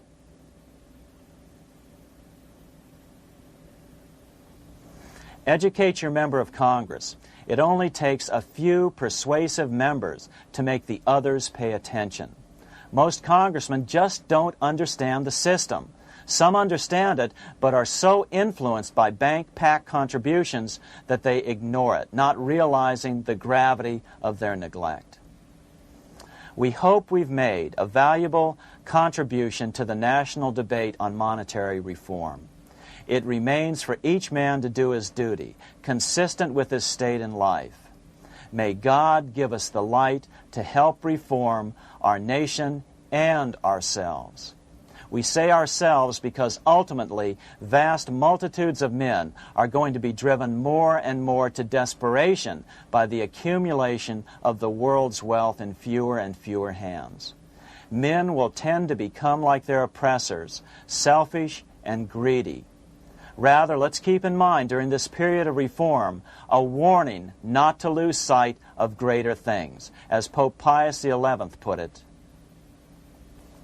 For what will it profit men that a more prudent distribution and use of riches make it possible for them to gain even the whole world, if thereby they suffer the loss of their own souls? What will it profit to teach them sound principles in economics, if they permit themselves to be so swept away by selfishness, by unbridled and sordid greed, that hearing the commandments of the Lord, they do all things contrary?